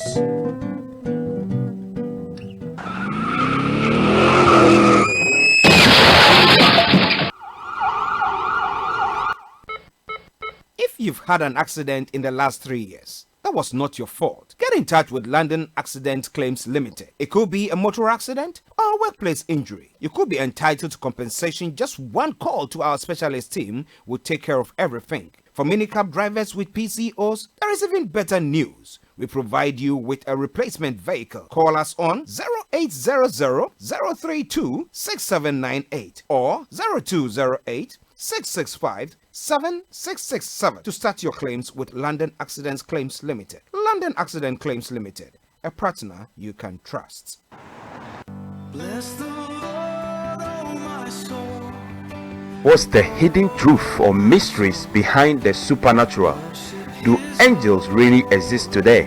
Is healings and miracles real? Can I hear the voice of God? Was there inspirations and challenges in ministry? Can my eyes be open to see beyond the natural? Can I operate in the gifts of the Holy Spirit?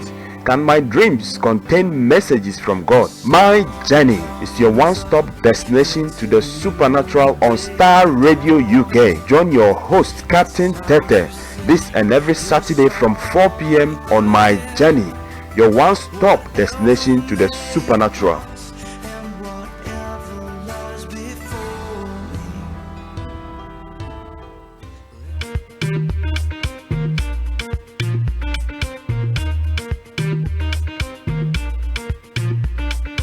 This is Starr Radio UK. Broadcasting worldwide online 24/7. It's not Biggie Man, no. It's not for man, no. Hello, Nigeria, so. Should be on the video.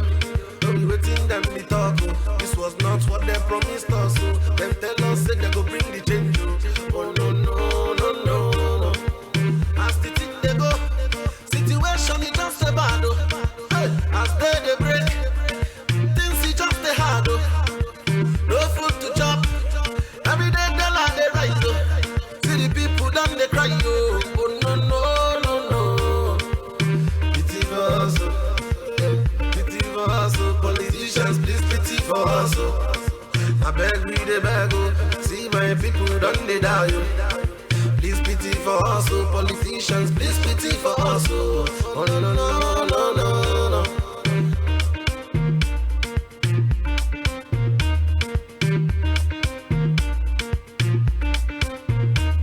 I believe in Nigeria with all my life. I bless to Nigeria, my country, yo. With all my heart, oh. Anywhere I go, na Naija. Anything I do, na Naija. Anywhere I go to Naija. See, my house is not for Naija. I invest in my Naija. Everything I plan for Naija. Politicians show some love, oh. Oh, no, no, no, no. Pity for us, oh. Pity for us, oh. Politicians have mercy on us, oh. I beg we the beg, oh. We don't get the thing done the bad, oh. Please pity for us, oh. Politicians, please pity for us, oh. Oh, no, no, no, no. Oh, Naija.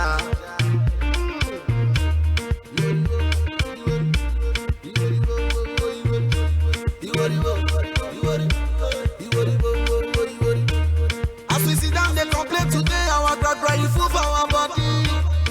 As we there for here, we they complain our only food for our body. Oh, hey, search your conscience. Oh, we serve we no good. Oh, make we live right. Oh, we serve we know they try. I don't say everyday politicians steal our money.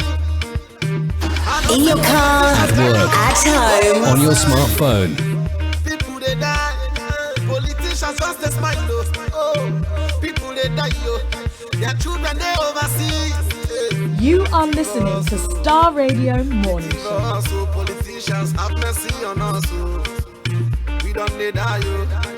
Anything we do, oh. Please pity for us. Oh. Politicians have mercy on us. Oh, oh no, no, no, no. Hey. This is painful. Oh, oh. Am I maker? Oh no, no, no, no. Your favorite Afro-Caribbean radio station. We don't pay the thing done the bad. Please pity for us, oh. Politicians, please pity for us. Oh no, no, no, no. Oh, Naija.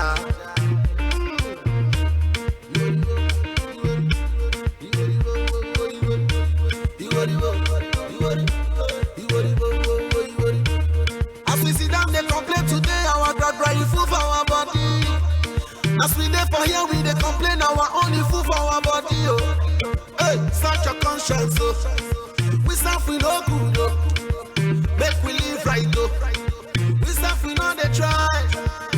I don't say everyday politicians steal our money. I don't say politicians carry our money go overseas. People they die. Politicians just a smile. Oh, people they die. Oh, their children they overseas. Pity for us, oh. Pity for us, oh. Politicians have mercy on us. Oh. We don't need die. Oh.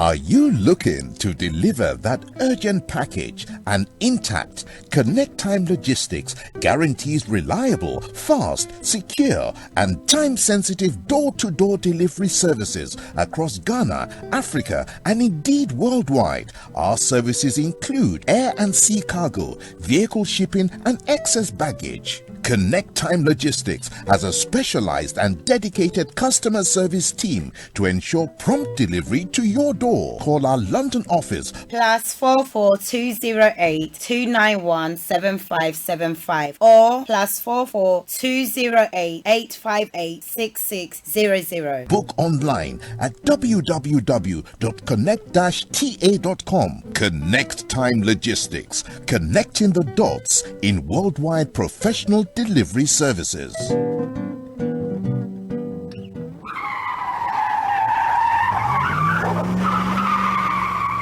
You can't always be in control of what happens on the road, but you can control the tires you ride on. Thanks to Champon Tires, in testing condition, you are guaranteed of traction and grip, be it new or partly worn tire. Champon Tires are the largest import and exporters of tires in the UK. Locate us all over the UK. For Wakefield, contact us on 01924 262 043. Selby, Rotherham, Hull, and Birmingham, contact us on 01709 380-615, or you can visit us at www.champontires.co.uk. Champon Tires, safe when new, safe when partly worn. Check me out. He tells me my energy is making him tired. Yes! How do you get the energy to do I've been told that I have a lot of energy, but my goodness, I think today I have met my match, people. I have met my match, Miss Suzanne. Wow, amazing. One of the things that's the start of digging the hole of darkness. So what did that? Myself and the world in a just. And 2019. Forget the proverbial boardroom. Join me, Simone Frazier, on the CEO, the program that gives you the driving seat over your life. Every Tuesday, 8 p.m. only on Starr Radio.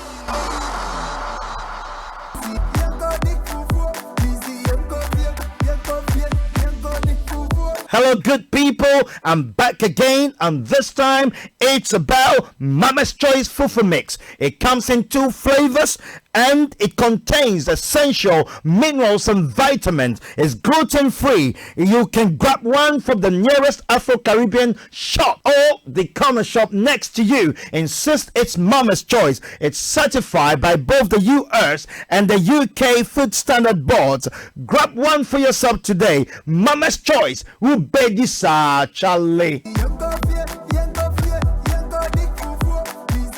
Getting onto the property ladder has never been easy until now. Join us this and every Thursday from 7 p.m. to 8:30 p.m. live on the Property Hour Show on Starr Radio UK, where we talk to mortgage brokers, property developers, estate agents, landlord, tenant, property consultants on how to invest or get into the property business and make money. You can't afford to miss this. The Property Hour Show is your best source into the property industry.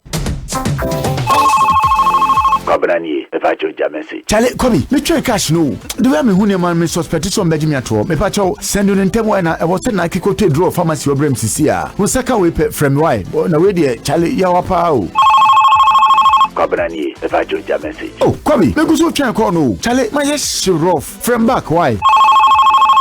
Hey Joe, me send messages no why. Nyabu trema me, no pressure. Me chat to direct amount here. So mobile money. MoneyGram to mobile money. Anio, MoneyGram to mobile money. Say what me do MoneyGram. Mobile money wallet mu Ghana ha. ZPay and a tire MoneyGram, bringing you closer. Service way. Ubenya MoneyGram agent biao.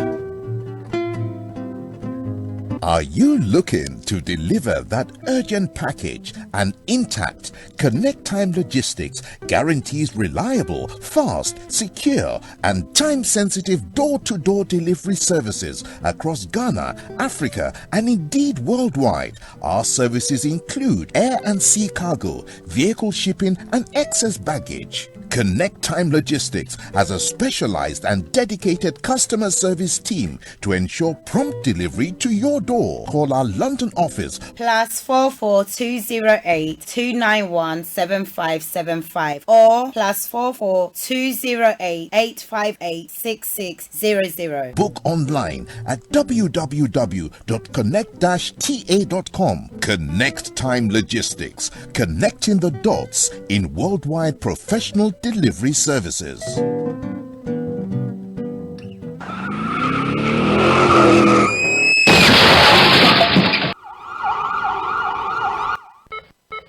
If you've had an accident in the last 3 years, that was not your fault. Get in touch with London Accident Claims Limited. It could be a motor accident or a workplace injury. You could be entitled to compensation. Just one call to our specialist team will take care of everything. For minicab drivers with PCOs, there is even better news. We provide you with a replacement vehicle. Call us on 0800 032 6798 or 0208 665 7667 to start your claims with London Accident Claims Limited. London Accident Claims Limited, a partner you can trust. Bless the Lord, oh my soul. What's the hidden truth or mysteries behind the supernatural? Do angels really exist today? Is healings and miracles real? Can I hear the voice of God? Was there inspirations and challenges in ministry? Can my eyes be open to see beyond the natural? Can I operate in the gifts of the Holy Spirit? Can my dreams contain messages from God? My Journey is your one-stop destination to the supernatural on Starr Radio UK. Join your host, Captain Tete, this and every Saturday from 4 p.m. on My Journey, your one-stop destination to the supernatural.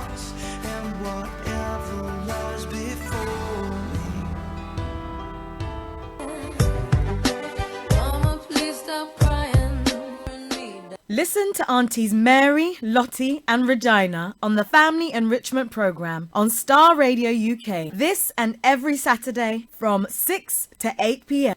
Some people are wicked because don't make it your business going about revealing people's secrets. Don't be a busybody. And some people. Today's typical family is under pressure from various directions. Divorce is on the increase. More and more of the Afro-Caribbean youth are taking to crime, etc. The Family Enrichment Program brings together a team of qualified experts to discuss and shed light on how we can make our families better and stronger. It is said the family can do without the society, but the society can't. Listen to the Family Enrichment Program this and every Saturday from 6 p.m. to 8 p.m. on Starr Radio UK, your favourite Afro-Caribbean radio station in London.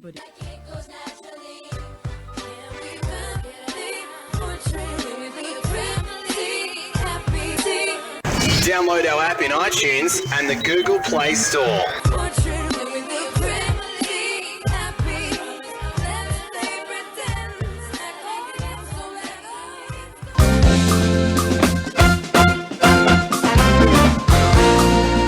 Listen to Regina Abban and Lady Caroline every Monday from 5 to 6:30 p.m. on Point at Starr Radio UK, where we educate the youth and young adults on life issues.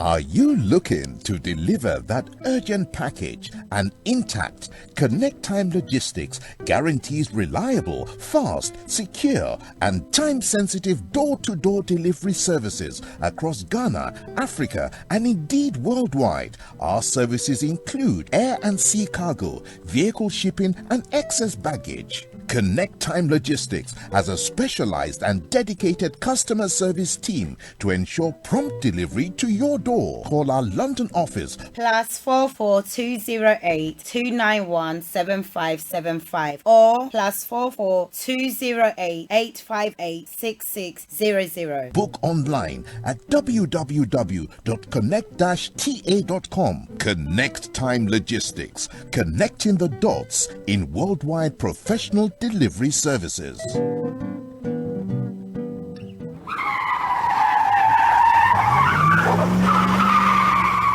You can't always be in control of what happens on the road, but you can control the tires you ride on. Thanks to Champon Tires, in testing condition, you are guaranteed of traction and grip, be it new or partly worn tire. Champon Tires are the largest import and exporters of tires in the UK. Locate us all over the UK. For Wakefield, contact us on 01924 262 043. Selby, Rotherham, Hull, and Birmingham, contact us on 01709 380-615, or you can visit us at www.champontires.co.uk. Champon Tires, safe when new, safe when partly worn.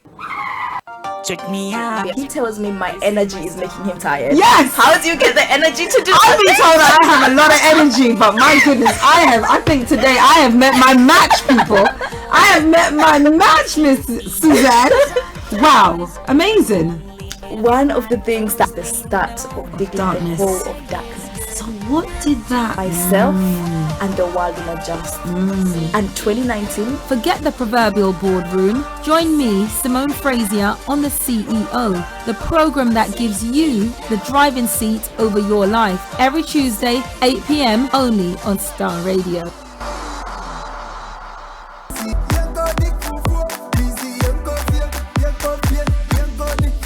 Hello, good people. I'm back again, and this time it's about Mama's Choice Fufu Mix. It comes in 2 flavors, and it contains essential minerals and vitamins. It's gluten-free. You can grab one from the nearest Afro-Caribbean shop or the corner shop next to you. Insist it's Mama's Choice. It's certified by both the US and the UK Food Standard Boards. Grab one for yourself today. Mama's Choice. Ubedisa Charlie.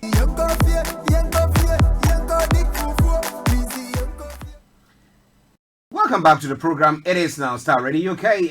It's now 11:51 from the heart of London. That is 9 minutes to 12. Exactly at 12 o'clock, I'll be opening the lines for you to add your voice to the discussions wherever you are. If you want to talk about anything pertaining to our discussions this morning, or wherever you are, or whatever you know you want to share with us, feel free to do so. At 12 o'clock, the lines will be opened. But now let's go on to some of the story that is making the rounds in the UK today, and we move on to other parts of the world. Like I said earlier on, hands-free phone ban for drivers. Should it be considered at all? Now let's look at that story. The drivers could be banned from using hand-free mobile phones in England and Wales. A group of MPs have suggested. Now, current laws give the misleading impression that hands-free options are safe. They won't. Now, while it has been illegal to use a handheld phone at the wheel since 2003, using a hands-free device creates the same risks of collision, the Common Transport Select Committee has said.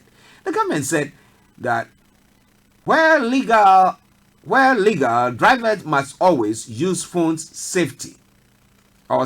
My apologies. Now, an expert told the committee that taking a hands-free phone call costs essentially the same amount of distraction as being at the legal limit for alcohol blood level in England and Wales. My goodness. Now, public consultation on the proposal should be published by the end of 2019, the cross-party group said. It would only apply to England and Wales as the issue is devolved in Scotland and Northern Ireland. Now, Joshua Harris of Road Safety Charity Break said research showed using a hands-free phone can impair a driver in the same way as a handheld device, and so it makes sense that the law treats these acts equally. And it's very, very interesting there.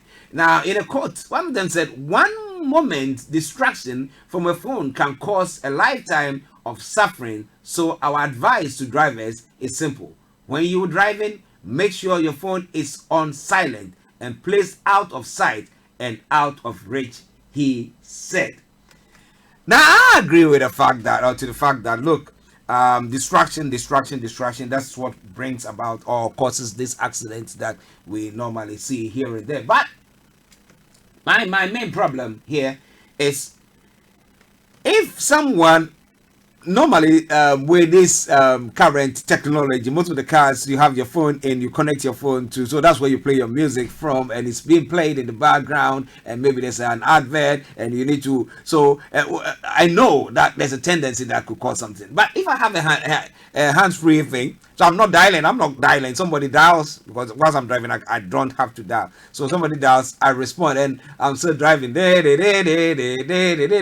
then on the somebody sees me and then decides to arrest me because maybe I'm so involved in the conversation that we're having that I'm not paying attention to the road. Now, what about those who are sitting passengers in the car? That I have some drivers, and then they'll be chatting and they'll be doing like that. And I want to actually punch the person and say, come on, look forward. Because you think that just a second when you move your eye from the ball, then something could happen there. But what do you think about that?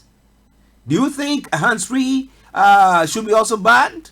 So that now you sit in your car like the olden age or the olden times, you don't have any phone, you don't have any gadgets in there. And what about these cars? Because there's another car that I've seen where everything is in the car. Okay, the phone system and everything. So once you have the phone there, when the phone rings, the dash, you just have a knob on your steering wheel. You just touch on that, and then it answers the call, and the call comes into the vehicle itself. So virtually, you are just chatting as if you are chatting with someone in the vehicle with you. So what is going to happen on that front? Are we going to get to a point where people are going to say, okay, as it is now, all that we have to do is we have everyone has to sit in one car so that you don't get yourself conversing with anybody. You can pay attention. What about parents? What about those who have little kids, and as they are driving, you have the kids in there at the back of the car and they are shouting, and you have parents turning around looking at them, blah blah blah blah blah. I bet we have to buy all driving. Let's now just use the driverless cars, and that will help us a great deal. Until then, we might have to cope with some of these things. Somebody will say, well, you've not suffered any damage due to this. That's why you are saying that. But I can tell you emphatically that, look, there is a tendency that if this should go through, then we're going to go to the extreme end where it's going to get to a point where people will say that, now let's ban everything. Everything. Nobody talks to anybody in the car. And nobody, how is that going to be? Well, it is Starr Radio UK. 4 minutes to 12 is the time. The morning show, the program. I am Archie. Now, moving on to some of the other stories still making the rounds in the UK. We've had the U.S. Security Advisor, John Bolton, and he says, UK first in line for U.S. trade deal. Of course, we know that because Trump, I don't want to put it this way. It's in love with Boris, his ideology. So, he's already said that people love him here because they see Boris as him, UK's Trump. So maybe the UK's Trump here. Now, the story says that the UK is the first in line for a trade deal with the US. President Trump's national security advisor has said. Now, John Bolton said the US supported a no-deal Brexit and added that Washington will propose an accelerated series of trade deals. Now, Mr. Bolton claimed deals could be done on a sector-by-sector basis with an agreement on manufacturing made first. And then we'll gradually get there. It will be like the camel and the owner of the camel and the tent. He says, now can I put my head in gradually? So sector by sector. So now can I bring my back a bit because I'm still being beaten by the rain. And then the next moment you have the camel in the tent up there, and you, the owner, you find yourself wanting. So is that what the US seem to be planning to do? Now, Mr. Bolton claimed deals could be done on a sector-by-sector basis with an agreement on manufacturing made first. However, critics warn the UK would have to give in to some US demands in return for any trade agreement. His comments came after meeting Prime Minister Boris Johnson at number 10. Now, according to Mr. Bolton, a bilateral agreement or a series of agreements could be carved out very quickly, very straightforwardly. Now, while saying that both President Trump and I were leavers before there were leavers, he added that a trade deal for financial service and agriculture will not be the first to be agreed. Now, Mr. Bolton said, doing it in pieces is not unprecedented, and the U.S. understood the importance and urgency of doing as much as we can agree on as rapidly as possible because of the impending 31st October exit date. He argued that there would be enthusiastic bipartisan support in Congress for speedy ratification at each state. Now, however, Sam Lowe, a trade expert at the Center for European Reform, said he was skeptical about whether Congress will support a sector-by-sector approach, and the U.S. had previously rejected an offer from the EU to negotiate an industrial goods before reaching an agreement on agriculture. The reason the U.S. said no is because its aggressive ask when it negotiates with new partners is agriculture, and that's what it cares about, he said. Now, following his meeting with Mr. Johnson on Monday, Mr. Bolton said, to be clear, in the Trump administration, Britain's constantly at the front of the trade queue, or line, as we say. We want to move very quickly. We wish we could have moved further along in this with the prior government. Now, when asked whether his proposed plan will follow World Trade Organization rules, he said, our trade negotiators seem to think it is. But what is going to happen? Now, John Bolton is considered a hawkish conservative. John Bolton rose to prominence in George W. Bush administration, a strong defender of wielding American power abroad. He remains an unapologetic supporter of the 2003 Iraqi war. Now, President Bush's decision to appoint Mr. Bolton an outspoken critic of international institution as U.S. ambassador to the United Nations in 2005 dismayed diplomats. Now, more recently, he has also taken a belligerent stance on North Korea and Iran, opposing the Iran nuclear deal and advocating the use of military force against both countries. His appointment as President Trump's national security advisor in March 2018 was somewhat unusual choice, given President Trump's regularly espoused non-interventionism, although the pair share similar views on Iran. But interestingly, what is going to be happening there? That is a question. That is a question that I seem to be asking. Now, if we have the UK being in the forefront of the queue or the line, as they say it. Now, what about the WTO, the World Trade Organization rules?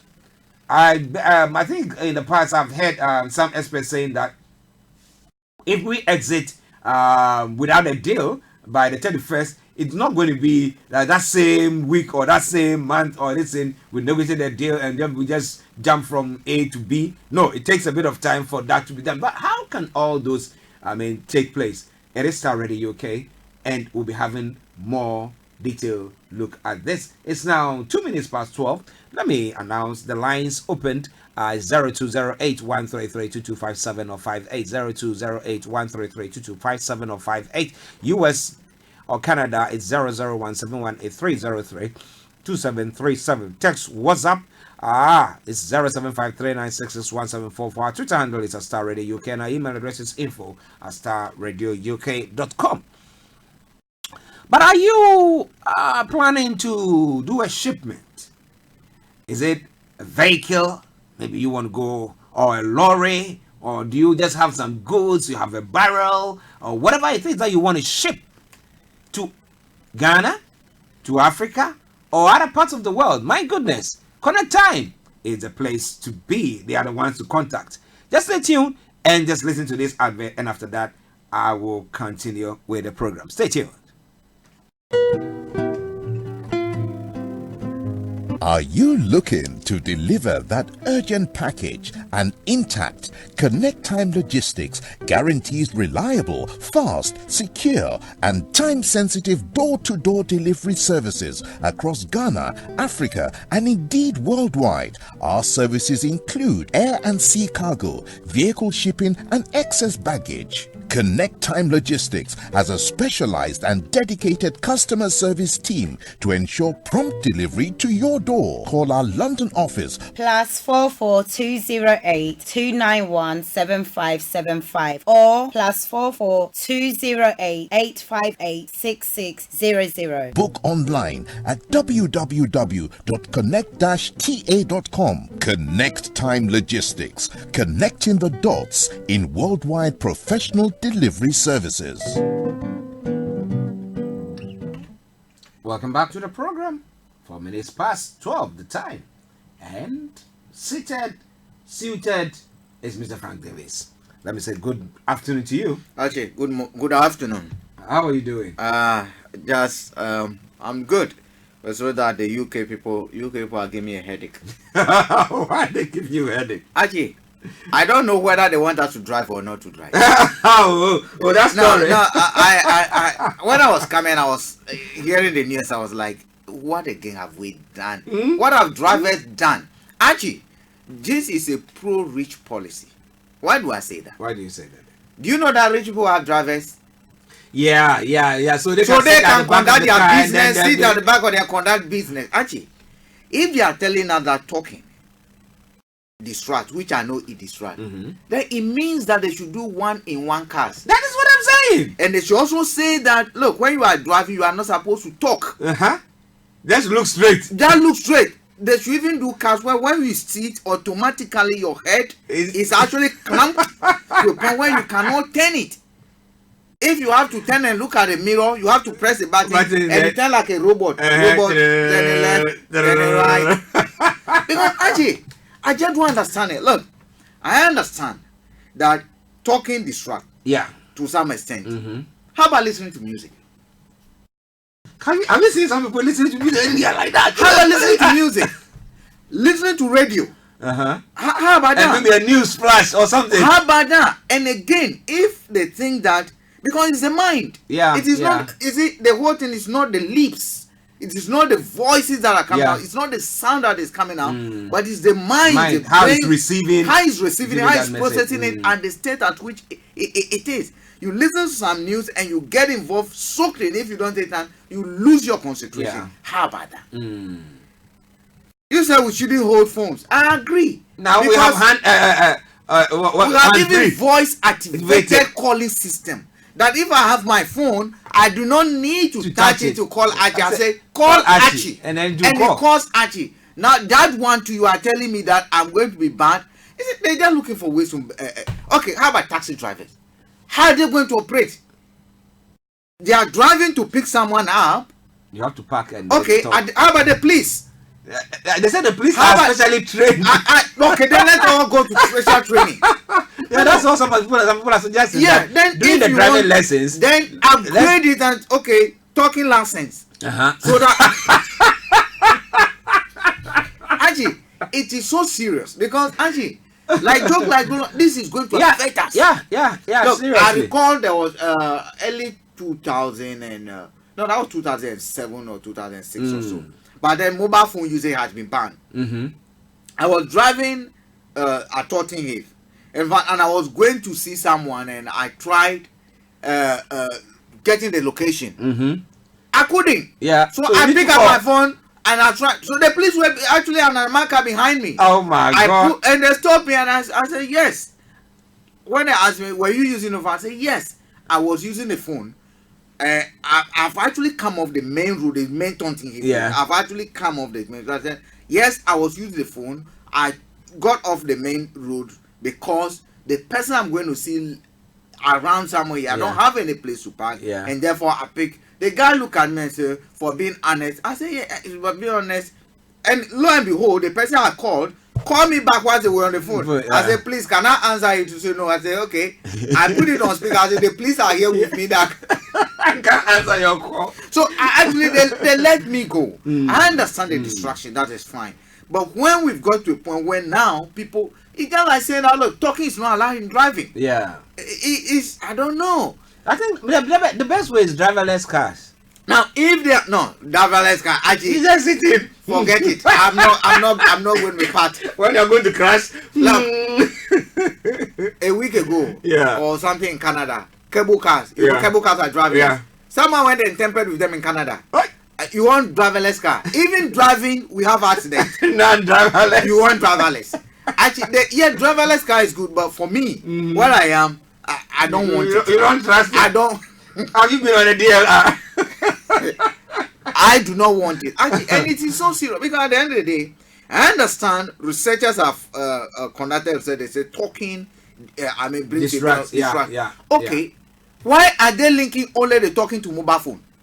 Because if you are saying talking on mobile phone, the only difference over here that the person is at a distance away, and mobile phone becomes a link between the two of you. If the person is also in your car, you will still be talking. The only thing is that the person is close to you. So what I think, if you are saying talking distracts, and therefore we should stop talking in the car, then we might have to think about something else. But don't tell me talking on mobile phone. What they call it? Handset free or hands free. You know, US headphone is a punishable offense. Whoa. Yes, if you're wearing headphones in some disease, they fine you. So what do they fine you? Actually, so you have to use the one in the car, the system, then, and then you just press it. What again do they want us to do? And you see, all this here, people have gone to buy cars. Drive cars with devices. Now, technology is coming that people are now going to be thinking of manufacturing different cars, driverless cars. So they now want to push us all to driverless cars. So it's money, isn't it? From diesel. From petrol to diesel. So you buy petrol cars, they move you to diesel. Now they know that market is true. The diesel is no good, so we are going back. So again, they say Euro what. So we go. If you look at congestion zone that they are talking about, yes, I understand traffic and other things. The air pollution. I ask myself, do they have a blanket to trap the air in the air? So the congestion zone area. Yesterday it was windy. What is guaranteed that when I'm driving Lambeth, the pollution I'm causing blown to that is side. Not blown to that place. It doesn't make sense. It doesn't make sense. If they want to buy, they just ban everything. We're not driving again. We'll all be walking. We'll go get our camel. Even I think actually we might have to enroll in South Africa University of Witches and fly on the broom. Simple. Because actually I was thinking about it the whole morning. I was like, what do these people want us to do again? What do these people? When I heard it, I was so I asked my wife. I said, so now when I'm driving, don't call me because I won't pick. Can you see? Do you know the number of relationships that I went to? Because if my girlfriend or my partner calls me, I'm not picking. They say, you are somewhere. That's why you don't want. Can you just imagine driving 3 hours? People cannot even have the opportunity to check up on you. Yeah. Can you imagine? Yeah. But it's sad because what about parents who drive and they have the kids at the back of the car? My daughter sits by me. But those who have at the back, and they want to talk to them, and the kids are maybe. All they are saying is that if Frances in the car asks me, Daddy, I should keep quiet. Because they are saying distraction, talking distraction. That's what they are saying. Basically, that's what they are saying. Because look, if they're saying, calling, testing, and others, I agree. Testing and others. You have to texting that without don't. But if you are going to say talking of handset-free phones, actually. That one, unless they bring Jesus in to explain. I can't understand. Well, listeners, maybe you think you have a clue about what is going on, and maybe you have a suggestion as to what we can do about that. Because virtually all of us drive and then we chat. So what do we do in that front? I don't know. Apart from we going to University of Witches to learn how to fly. I don't know how we're going to do it. Actually, I cannot. In case of emergency, what do you do? Yeah. In the case, and even what they are saying, in case they are making, if they're saying the mind sound and other thing, that means radios will even be abolished. Okay. It means that when there's an emergency, we not go anywhere because at the end of the day, an emergency and let's say the 7/7 bombing. I was actually driving when that 7/7 bombing took place. A friend called me from US. Pearl called me from US to find out where I was, and she even heard it first before I heard it. You get me? She heard it first before I heard it. She called me, we were talking, and the line went. That's when they took out the whole network. They took out the whole network. Had they not told me, I wouldn't have known. I would have probably driven all the way home before knowing. So assuming I was heading towards Central London, I would have done driven like a goat or someone straight and get in there. Actually, it's maybe they'll come out with the technology when there is something happening. Look, you have red light flashing in your car. The professors who did this study, they should find out from there they had a domestic issue the day they were conducting the research. They didn't sleep well. They decided not to talk to their partners and then took that into their laboratory to come and give us all this headache. Well, let us hear from you. It's 0208 133 2257. It's annoying. 08 133 2257 or 58. If you're US or Canada, it's 001 7183 032737. 001 7183 032737. You can text or WhatsApp us 0753 966 1744. 0753 966 1744. Our Twitter handle is @StarRadioUK. Our email address is info@starradiouk.com. Now, I've been appealing to you listening to us, our wonderful listeners, that I want you to do me a massive favor. You know what that favor is? I want you to subscribe to the Starr Radio UK YouTube channel. Subscribe to that for us. And we're bringing a package pretty soon. In the package, if you subscribe to up to about 10 people, you get 10 people to subscribe. After you have subscribed, you get 10 people to subscribe. You have the music, we have a single. You want us to promote it for you. We will give you an airtime. We'll play it on air for you. That is a nice reward, and maybe we'll be looking at maybe you have a service that you also are rendering. You do that, and we'll look at how many people who are linked to your you calling them in to subscribe to our YouTube channel, and you might get some mentioning on the on our programs, the main programs as well on Starr Radio UK. So what about that? So do that for us, okay? It is Starr Radio UK. Now. We have John Bolton, who is in the UK. I did touch on that story earlier on. Now we know Barack Obama, before we went to the referendum, when he visited the UK, did say that look, UK is better to stay in the EU because it's a bigger a bigger trading bloc to deal with.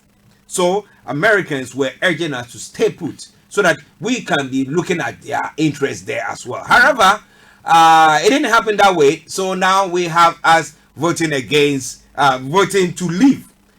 And we have Trump, who has always been against us leaving with a deal. So he is always advocating for a no deal, which we seem to be teetering towards that direction, because we know come the 31st of October, at the moment we have Parliament that is on recess. They will regroup I think the 3rd of September. So that will be after that. They're going to be having a look at all this. We know a vote of no confidence is being planned and everything. So for us to have a deal before the 31st is virtually seeming to be a no. So we might crash out. But the US are saying that, hey, John Bolton is in town, and say, well, you know what? Though I came to talk about security issues, but I can assure you that you are first in line when it comes to the queue. You are the first. But we have WTO. So we cannot just say, today, Frank, I divorce you. Tomorrow, I marry. It can't happen. There should be some space. But so what is going to happen?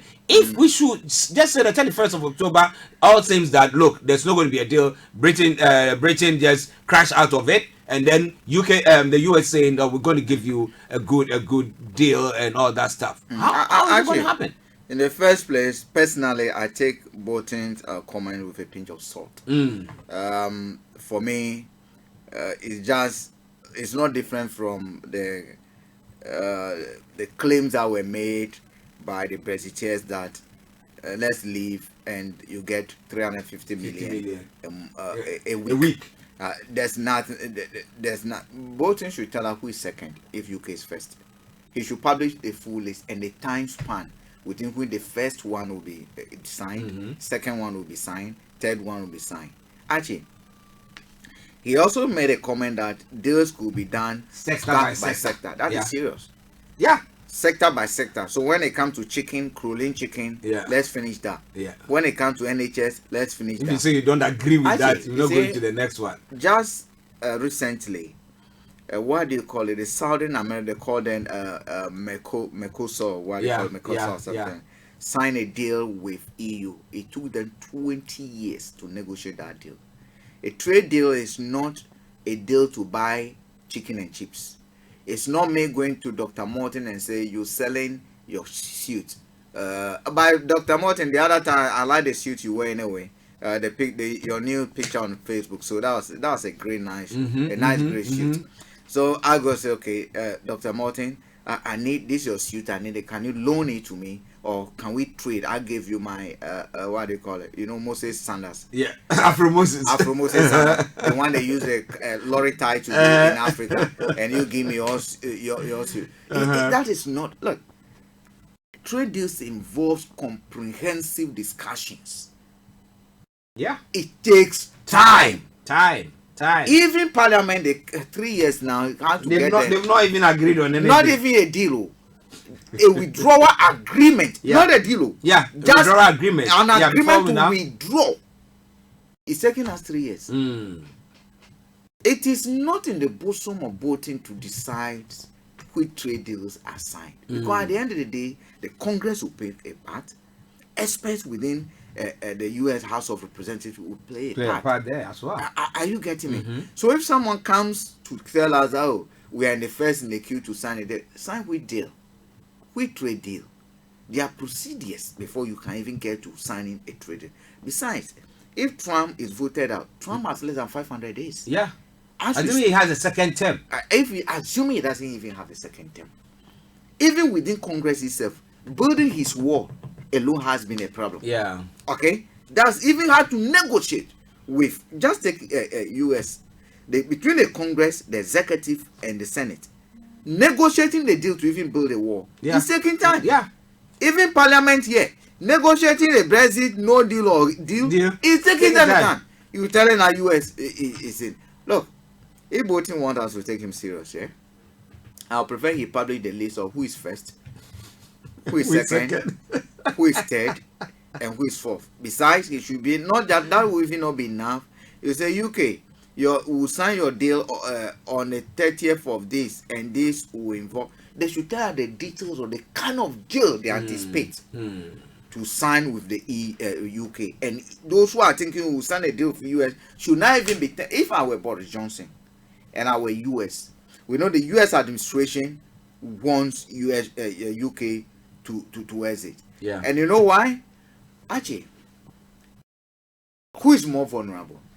The UK will someone be with a backbone or someone with a social network that, okay, you are alone in the family, all your parents are gone, you're standing alone. Or a kid who has family, friends, and other support. Who is more vulnerable? You who are standing alone. Okay, so if you exit the EU without a deal, you say you're going to do a deal, you are vulnerable because you are pushed to accept anything. And that is a position the US want to push the UK into. And in fact, I don't know, the Eton school graduates also seems to suggest that is the right course of action. I didn't go to Eton, no, but if you ask me, with the class 1 that I went to, I think I tell you that's a stupid mistake that they will be making. Just like the way they lied to us to vote for Brexit, although I didn't vote for Brexit. Yeah. To vote for Brexit, and then we now find ourselves wanting. Yeah. Actually, look, these are commercial to bolster the efforts of the no dealers. And again, just think. Yesterday I sent you a news line from Nigeria. Yeah. You gonna actually what is the movement over here is just not about EU exiting, UK exiting. It's a whole ideology of white supremacy that is moving. Okay, because all these trade deals are linked to immigration issues and other stuff issues. They are linked to anti-Islam issues and other. Okay, you send out a trade deal with someone, and probably the person dealing with that is a Muslim. What? And they have to visit their potential client in the US. What you Trump say when he gets to the border? When he's banning all Muslims. Yeah. So I have signed a trade deal. Okay. The haulage company on the deal we have in the Indians over there, Indians, they are Muslims over there, in very good business. They're doing a lot of. So we signed a trade deal. I need to fly to Florida. I'm a Muslim. Yeah. What do I do? You can come. I can come. Just link that with what this guy Najee Farage was saying. Yeah. The comment Najee Farage was making in Australia, far away, where they ban the media, purely racist, white supremacy comments. And these are the people who think that we should clap for them, that we want to exit. Well, actually, this place is not my home. I'm just passing through. We have to find our villages and go and live there. This is their country. Yes. They should do what they want to do. I should be packing back. So I also gas it. I'm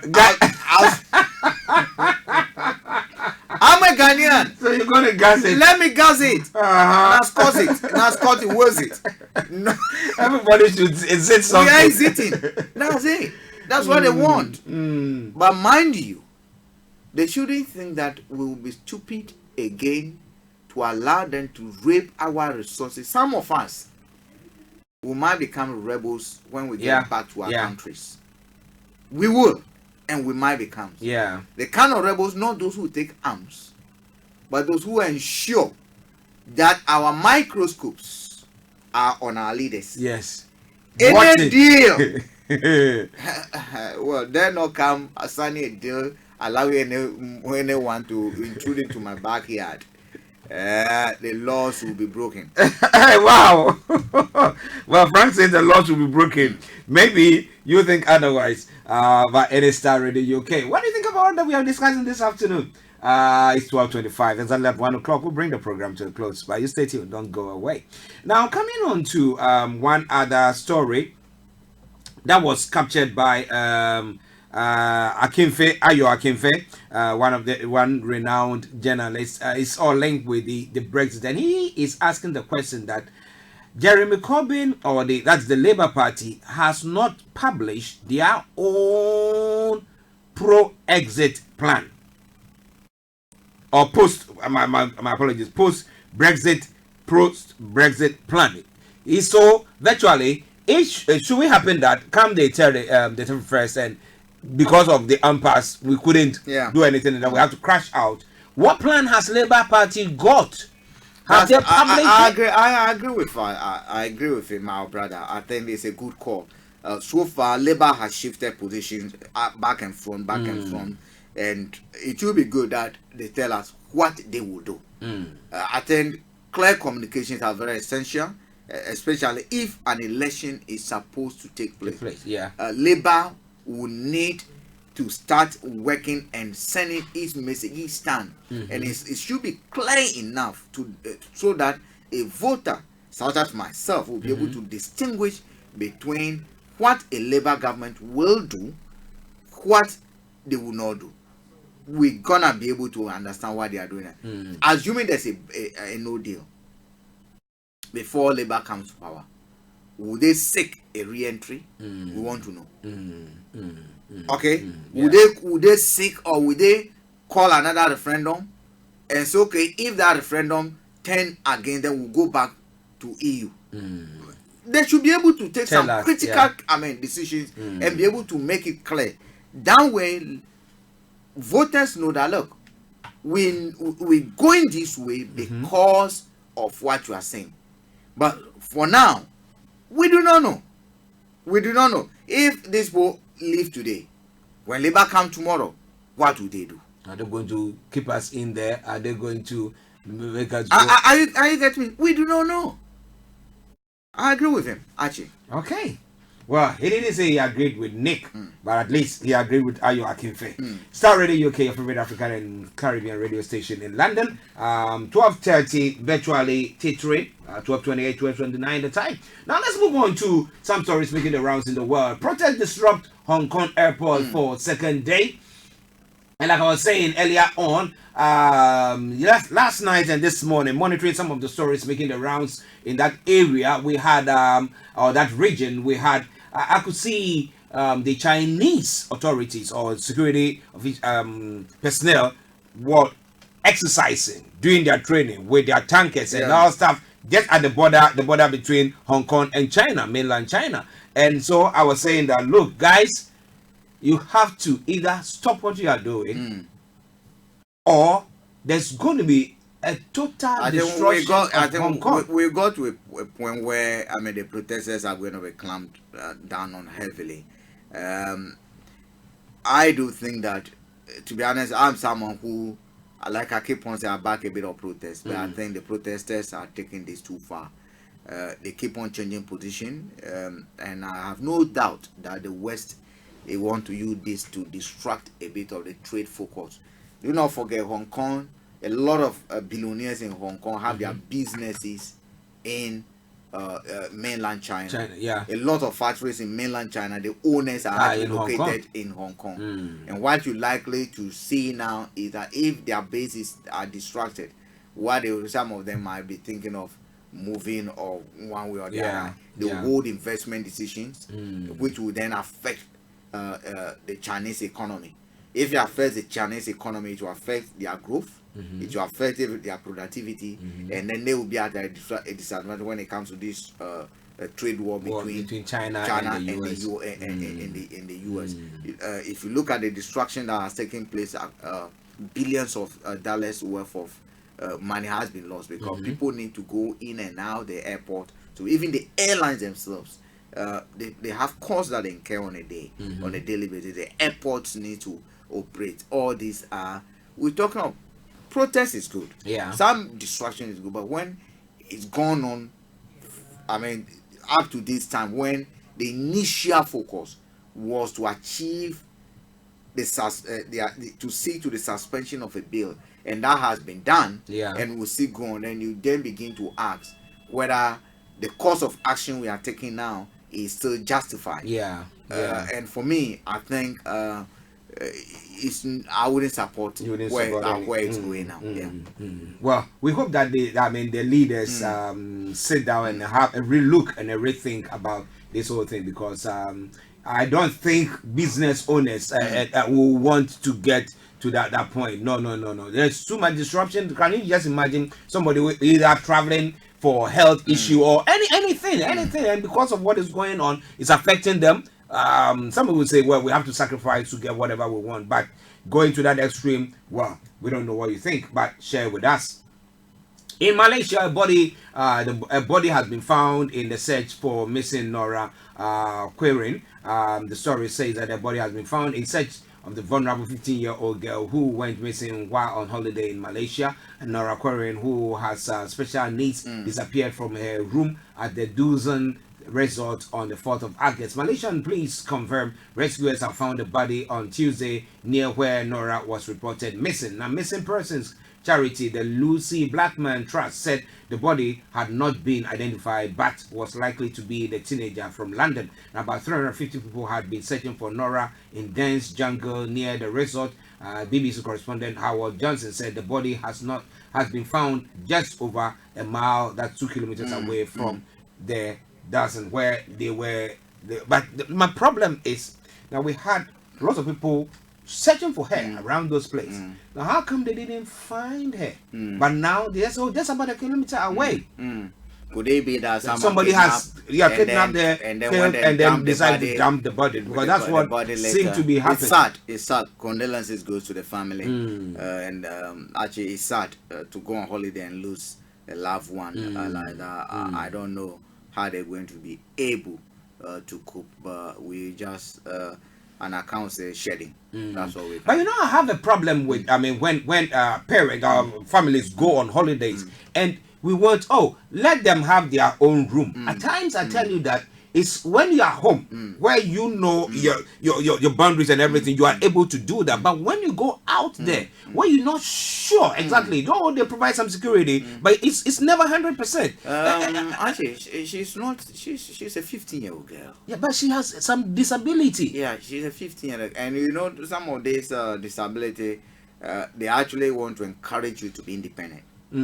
Okay, they actually want to encourage you to be independent enough. Yeah. But again, thoughts will have to come in as to how we position family. Yeah. It tells me that if, for instance, I travel somewhere with my daughter and I want to, will I allow her to sleep in a different room? Probably I might better sleep at the gate while she's in the room. Yeah. Will I put a bed close to the window? Well, you know the window can be open ajar and then the jar can be pulled up. I don't know. Will I be able to sleep? I don't know. But sometimes thoughts will not come to you that, look, someone will be able to do this. Yeah.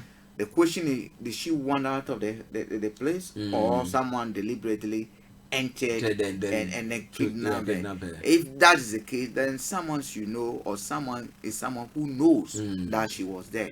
Again, we talk about how would the person know. Information sharing, social media, and all other things. Yeah. Because if I go on holiday, how do I get it? Apart from those who close to me, how do I know? Well, someone say, okay, a stranger is in the area. How do they know the exact room that she is? Yeah. A lot of questions need to be asked. A lot of questions needs to be asked, you know. Okay. Listen to Star Radio UK, your favorite African and Caribbean radio station in London. We've got Felix. I was looking for him, but now thank God I found him. Felix, good afternoon. Good afternoon to you guys. How are you? Yeah, very well. Where have you been? Whoa. I'm around. Okay. I do the same to you. I actually was in London sometime last week, but it was on a very short visit. Oh, okay, I thought I'd okay. catch up with you then, yeah. Yeah. At least we are glad that you are doing well. We're glad that you are doing well. I didn't say so. I said I'm okay. Okay, I hear you. Whatever it is, I hope that you get well. I just want to add a point to what Frank was just elaborating on regarding the trade deal. Okay, yeah, go on. I think you guys also have to remember that there's a perspective that is being developed now. The Chinese, over the last few years, have been consuming huge tons of American grain. Yeah. Okay. Soya and wheat and all the rest of it. Yeah. To some extent, they are now also being introduced to the huge levels of consumption of red meat. Yeah. You know, as you probably will well know, one of the countries where they are having significantly higher, you know, levels of increased rate of obesity amongst children, China is one of those countries because they are increasingly being exposed to this sort of, shall we say, unhealthy junk, you know, highly overprocessed, highly dairy sort of diet. Yeah. Now, in the course of the trade war that is going on between China and the United States, the Chinese are targeting American agricultural products. And if you look at most of the Midwest, where huge amounts of soya and canola and stuff like that are being produced and exported to China, a lot of these farmers are suffering big time. And in fact, the Trump administration has put together a huge package in billions in order to sort of compensate the farmers who are losing out, because the farmers are now struggling to find alternative markets for their products. Yeah. You're right. Now, the situation as it is now, the Americans have to find a way to export their products. The problem they've had with the European Union since negotiations started regarding free trade has been, the significant part has been American agricultural products. The UK is now in a desperate situation. They've thrown all sorts of insults at the EU. They've decided to get politicians who don't care about saying all sorts of disparaging things about the EU. And one of the top guys, as far as that, you know, battle of insults are concerned, happens to be the Prime Minister now. Yeah. So what do? they know that at the end of the day, this thing there will never gonna be. There's never gonna be a trade deal that they will have the EU kowtow into their demand. So effectively, the UK is losing friends. So you got to find friends somewhere. The US is also looking for agricultural markets for the agricultural products. They can't get it in the EU at the moment because the EU wouldn't budge regarding their standards. So basically, you now have, excuse my language, a wounded impala or a wounded, shall we say,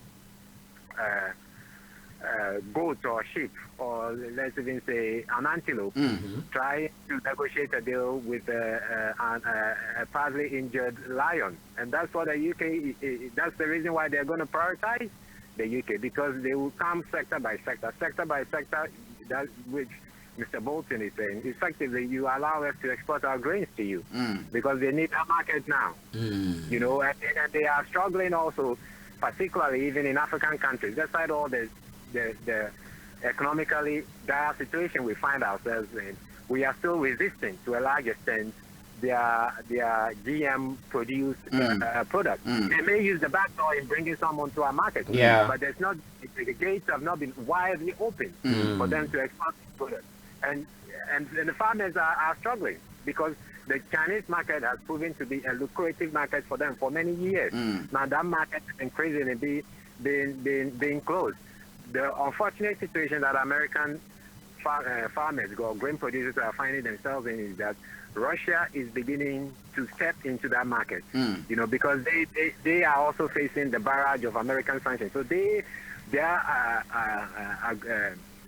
agricultural exporters are also looking for other areas to export their grains, and the Russians are actually quite good. That's why the fact that they live in a part of the world where they get a lot of snow during winter. They are able to produce a lot of grains during the 3.5 or 4 months of summer that they have. So they are also looking for places to export their wheat, to export whatever grains that they produce.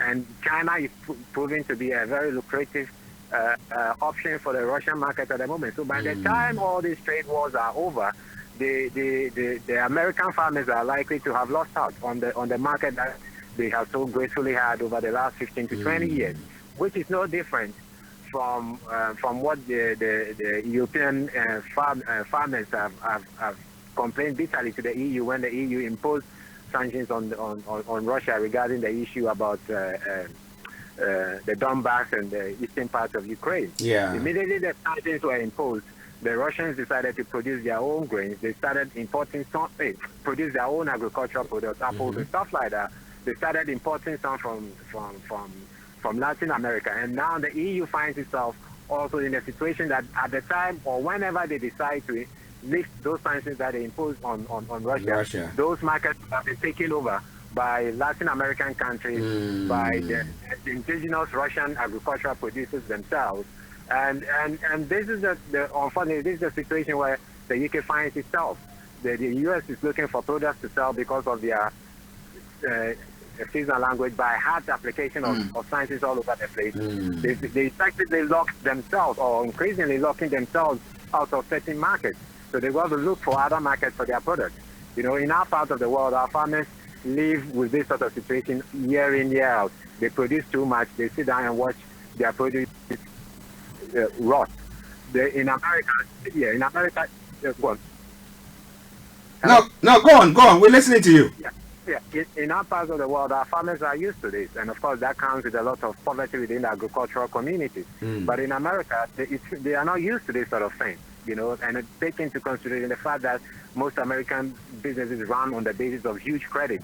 You now have a double whammy. One, you can't sell your products, the bankers are also after you.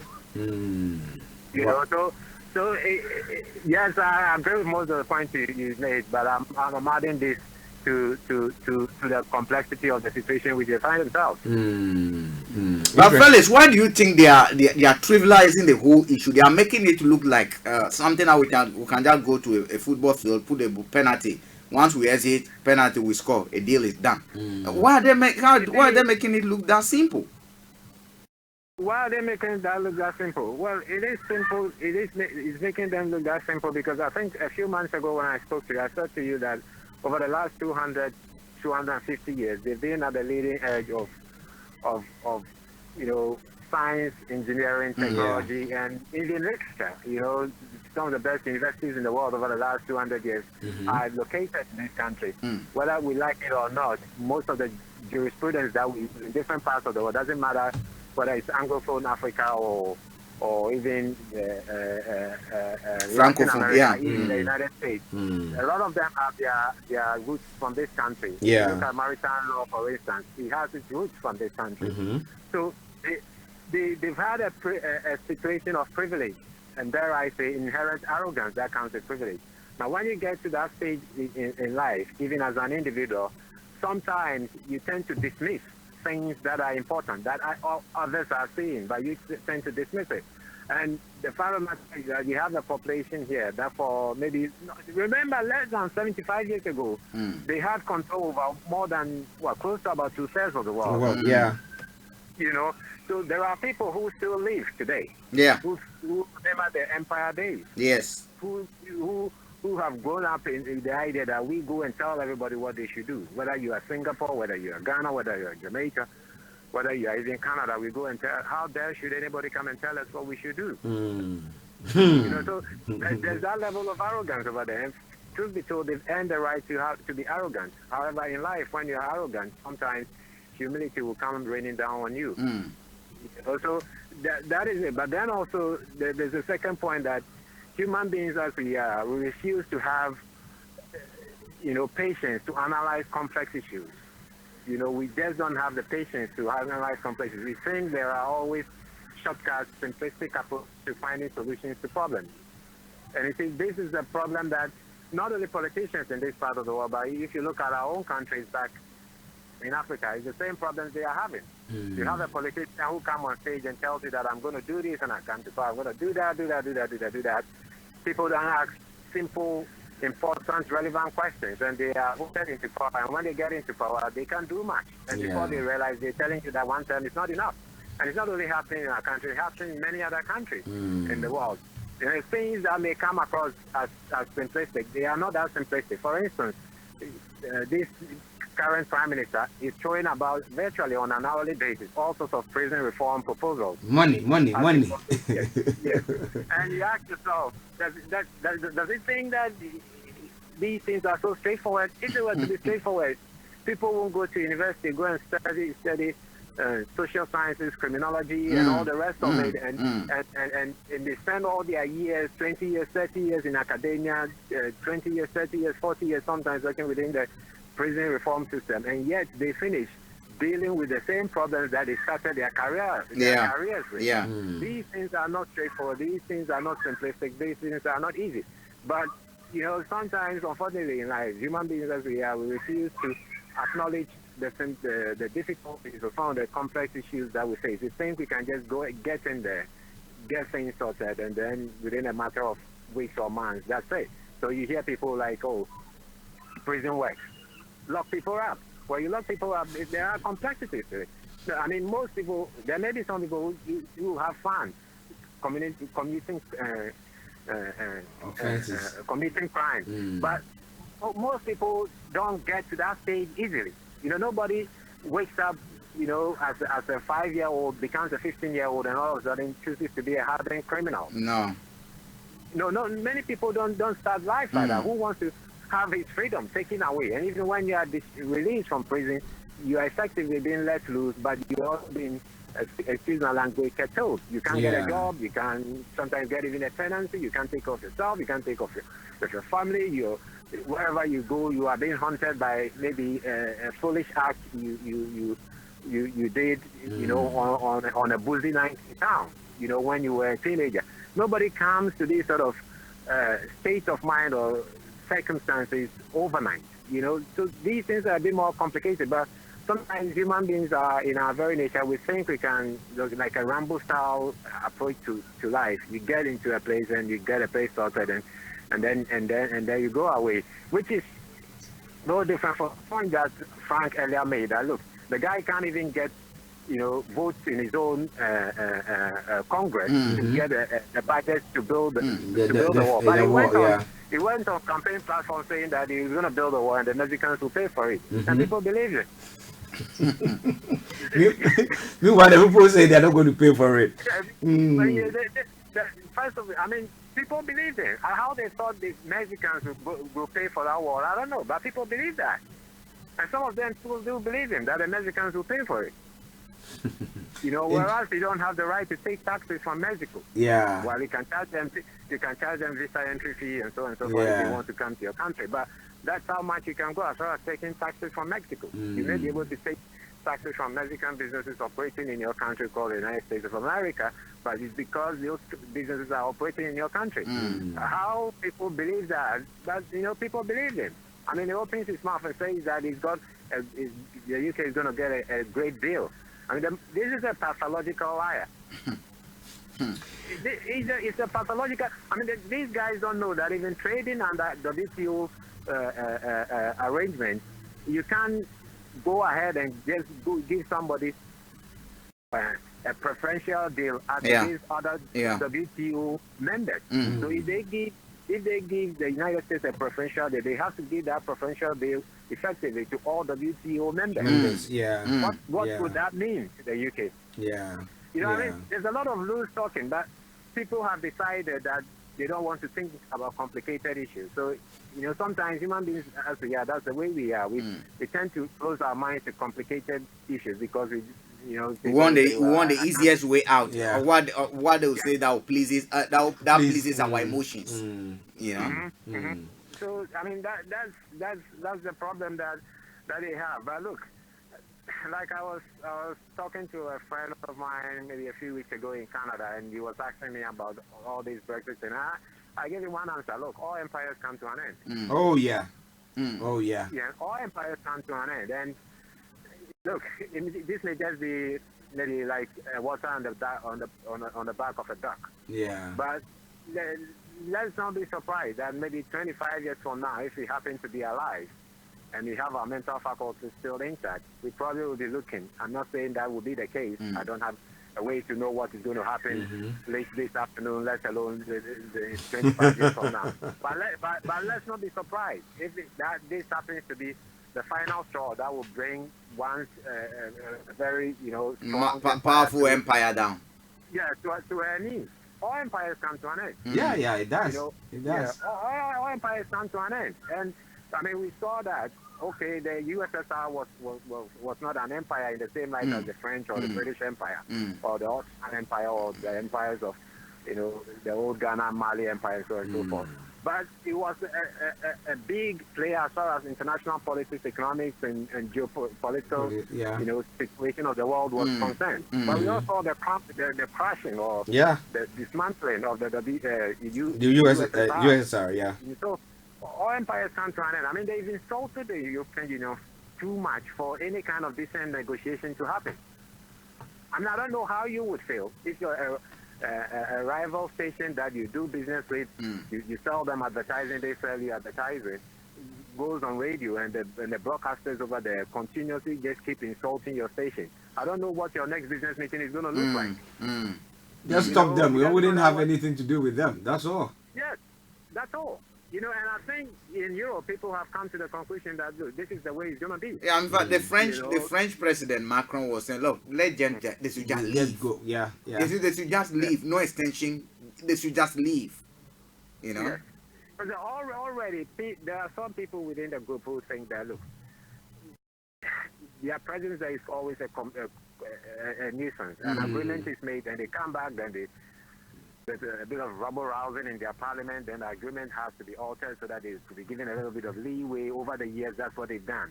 Every now and then they are, digging at the toes of the EU. And some people think that, look, the EU should move on. The EU has enough problems. There are countries like Greece with so high levels of unemployment. I mean, they need to deal with parts of Italy that historically, particularly the southern part of Italy, that is historically they have high levels of unemployment. The EU also has problems with low levels of death rates, and they got to see the way to go about it. because they are increasingly getting people who are getting old and they need money to take care of them because of their, sort of social welfare charter, which means that you have to be taken care of when you are in need, be it young, be it old, be it middle-aged, but not working, and all the rest of it. So the EU itself has problems. The dominant economy in the EU also has leadership issues at the moment. Merkel is not in the best of health, but then you should expect that from somebody who is in their mid-60s, who's worked very hard, who's been in office for about 13 years plus, and probably she's been waking up 5 a.m., 4 a.m. in the morning and working all the way till about 11 p.m., 12 p.m.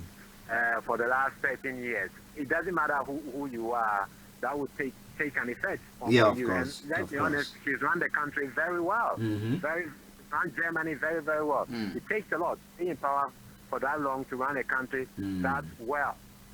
So they've got leadership issues over there. Of course, they've got issues about the alt right in Germany and some of the problems that they're trying to create in Germany. France also has issues. The French economy that's been stagnating, it's not been growing at the rate that it should be growing, and all the rest of it. So the EU has its own internal domestic issues that it has to address, financial markets and regulations and so on and so forth. So they have issues that they have to attend to. They can't spend all their time trying to deal with UK, the sports child. A baby who doesn't know what it is. Mommy, buy me toy. We toy. We are in a toy shop. We toy. They don't know whether red, blue. He say, Mommy, just buy me toy. Red, white, all toys. Every day changing your mind. Interesting. So that's the thing. But you see, look, it is their country. Like Frank said, this world is not my own. I'm just passing through. This country is not our own. We are just living through. And at some point in time, we might have to go back. Of course, we got to be realistic about these things. It's their country. For those of us who have not renounced our nationality, or even those who have renounced their nationality, you have to think don't twice. Be surprised one day when you get out of the country, when you're coming back, you'll be told you can't enter anymore. It's their country. They can change their laws as and when they wish. Yeah. I mean, at the end of the day, it's a sort of favor they are doing you if you happen to be a foreigner living in this country, irrespective of the skill sets you have. Somebody comes to your home, doesn't matter how much help the person is giving you. If you decide you don't want the person in your home anymore, you chuck the person out. Of course. As that. So I mean, we can sit down and watch, but we also have to learn. Frank also said, at some point in time, when we go back to wherever we came from, we have to learn from the lessons of what's happening here. And some of our politicians who are so, excuse my language, boneheaded back home, who don't seem to have any brain cells in between their temples. It's about time for them to start making, intelligent decisions. The stupidity with which our countries are being run is unfortunately frightening. It's not easy. Yeah, it is frightening. The stupidity with which our countries are being run is unfortunately frightening. Somebody decides to give up a national asset of worth 22 billion Ghana cedis away for not a dime. I mean, you can't believe it. Not a dime. Not a dime. It's not me saying that. It's Kennedy Pong, who happens to be a member of parliament and a representative of the ruling party in parliament. It says that not a dime was put down. I mean, how can anybody do something like that? It just doesn't make sense. But the stupidity is sometimes breathtaking. And these are supposed to be people who are educated. I can't hear you. Those who are educated, very, very educated. The elites in the society. Those we look up to and those we celebrate. I mean, I don't know. I don't know. But sometimes you wonder. You wonder. I don't know what it has to do with our educational system at all, or I don't know whether it has to do with the fact that we were raised in a culture where a child is not supposed to ask far too many questions. I think that the latter it has something to Well, do the with child it. doesn't have to do. Yeah, so you are there. Your parents are even chatting, and they'll tell you, "Shush." Actually, So it also has to do. timidity comes in there. Yeah, but most likely to be of a grade where we celebrate. You see, the way we celebrate wealth comes to all this. It has a link with all this, because if you and I know, fellas, you know, economic hitman. If you want to follow that reasoning, where their interest is to create a few elites, and if you look at the colonial ideology, again, that's exactly what they did. The chiefs, a few elites like the bourgeois and others, were actually virtually helped. Are you getting me? To be elites within the society, and we continuously celebrated them, and that thing has linked that on. That today, if I go to my village, and I can even buy a chief. Oh yeah. Are you getting me? Yeah. You can buy a chief. You be made a royal. So basically, the way we celebrate, where we don't question it. So when people get to that point, all they want to do is to accumulate wealth, because they know with money we can, do everything that with it. In this country, people, they respect what, but conscience and I'm not saying they are all okay. I'm not saying corruption is not here. There's corruption over here, but actually, you're not going to put money in there and put poison of a river there, and a lot of politicians in this country will go for money. No. Are you getting me? In Africa, they will go for money. They don't care about the number of people who die from even Gameli 20 that you pour in the river. They don't care. Yeah. So far as their families and okay. If you look at those in power today, yeah, most of their wealth, where did it come from? It came from their parents. Yeah. What were their parents doing? They were greatly involved in politics. They were linked to the colonial administration. If the wealth has been drained, what did they do? They need to create wealth for generations that are to come. So all they are doing is not about you. It's about their personal and their generational interest. Simple as that. They want to create what I call intergenerational prosperity. That's all. Nothing more. Abraham blessing. Or Adam blessing. That is it's a problem. But we need to we need to get to a point where we shock the system. Yeah. That time has to come. We need to get Jerry Trans shocking the system, but the aftermath of that. Because that was the ideology. Shock the system. But when we move to democracy, but we need to get to a point where we find a different way of shocking the system again. And it has to be an African-wide issue, not country. It has to be an African-wide issue, you know. Wow. Listen to Starr Radio UK. It's just gone one. Yeah. We'll be bringing the program to a close. But before we go, let me just go finally to Felix again for his closing remarks. Then I come to Frank, and then we bring the program to close. Yeah, Felix. Just to add to what Frank has just said regarding the a few people becoming rich. Actually, maybe about a month ago or so, I watched a documentary on the very wealthy people in Germany, and I don't know whether you guys are aware of it, but it's very difficult to find the names of very wealthy people in Germany. You know, for instance, if you talk of the United States, a few names will come to your head. Yeah. At some point in time, it's in the Kennedy. Then in recent years, you have the likes of Warren Buffett, Bill Gates, and the owners of Google and Jeff Bezos of Amazon and so on and so forth.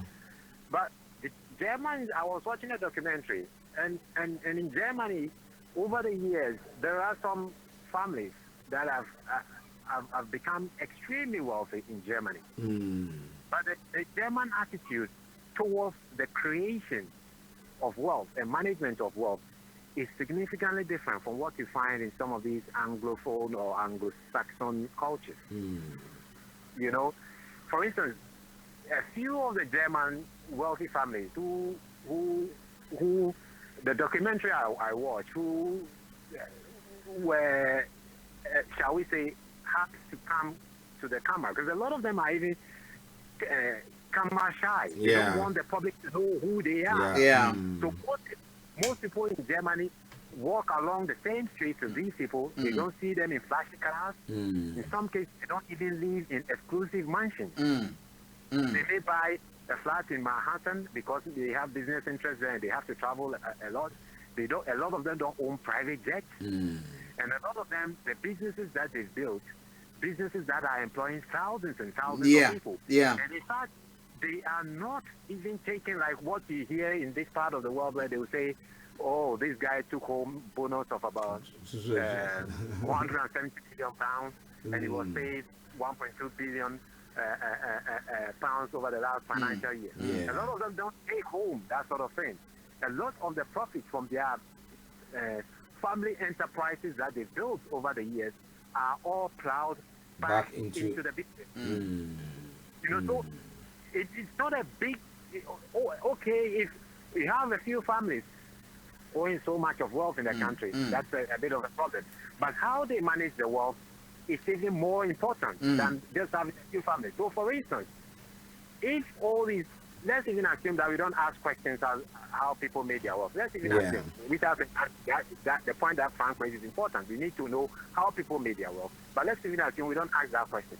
If these people were to be investing a lot of their wealth in our country called Ghana, if all these rich people, instead of buying houses, rich people in Ghana and Nigeria, for instance, let's take Ghana and Nigeria, for example, instead of buying houses in London, if they were to be building, say, you know, huge blocks of flats, even in Ghana, on rental basis, you know, like you have social housing. But if you look at the history of the concept of social housing there, or even some of the university campuses that some of our people now pay 20,000-30,000 pounds a year to come and study, they were started by wealthy individuals, and at some point in time when they don't have anybody to inherit their wealth anymore, then they give them out to the government, or they give them out to Oxford or to Cambridge. If our rich people were to be doing that, it wouldn't be much of a bad deal as we have it now. But then come to the earlier point that Frank made, we have to question how people made their wealth.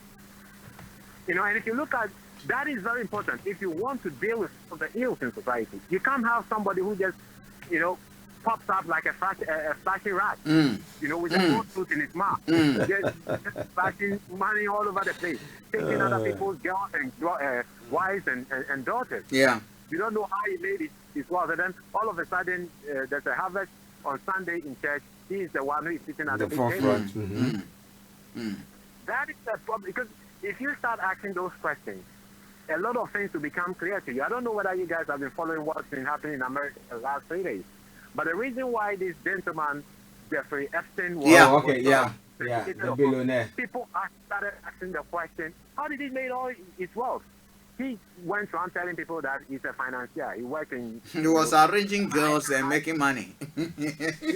Then people started checking out the Security Exchange Commission's records. What business has he registered? What transaction has those businesses shown? And they realized that there was not a single transaction. So how could he be a financier working on the stock market and the international bond market and so on and so forth, when the Security Exchange Commission had no details about any of his businesses involved in this sort of trade? And then further questions led to more questions, led to situations where he could not defend how he was making his wealth. And increasingly it's becoming clear that the guy was involved in something far more shady than what he's portrayed himself. So we need to ask questions. But unfortunately in our part of the world, people don't ask questions. All these energy companies who propped up, all of a sudden thinking that they have the capacity to manage ECG better than anybody else. Did anybody ask the question, where have you ever managed this sort of contract before? No, proper services. Nigeria, Burkina Faso, France, East London, West London, South London.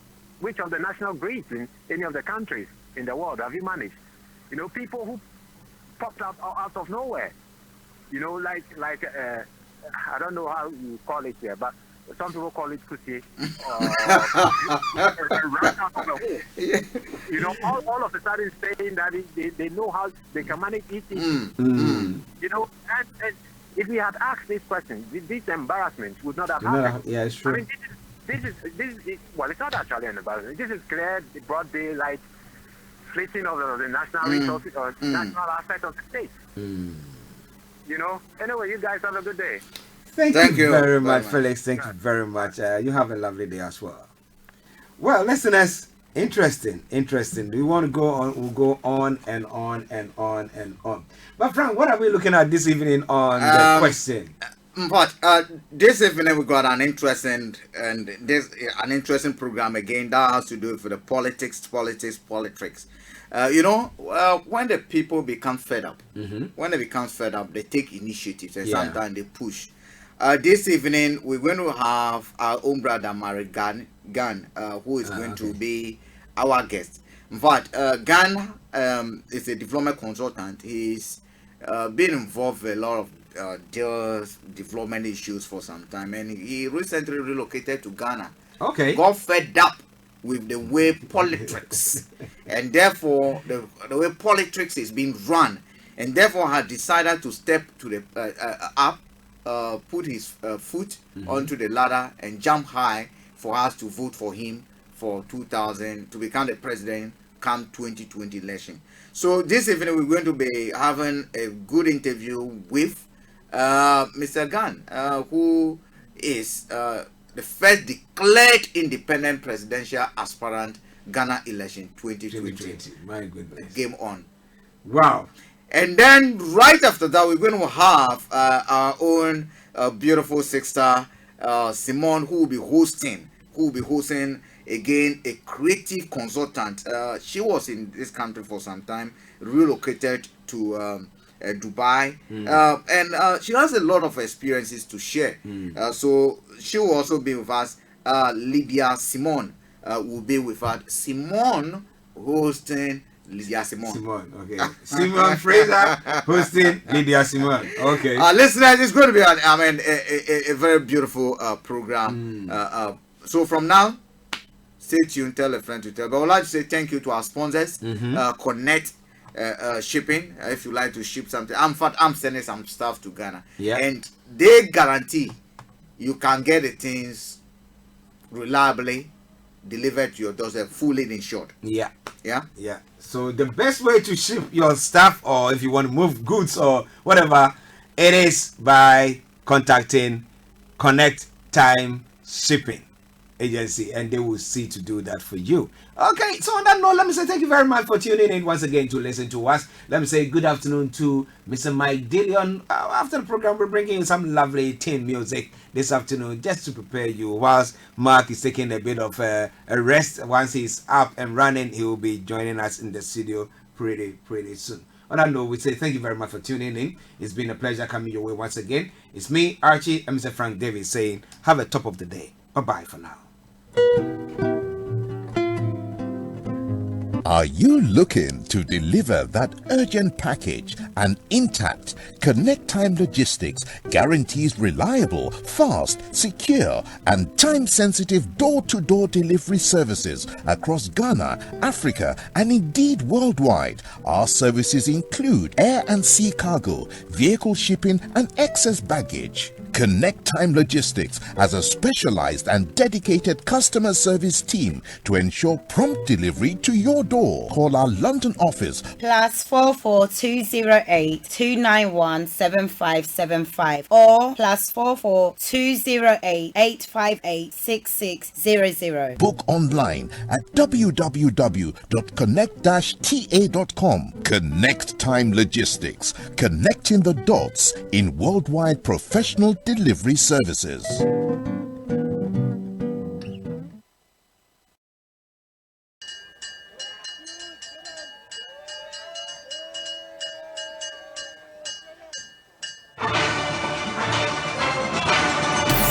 Thanks for listening.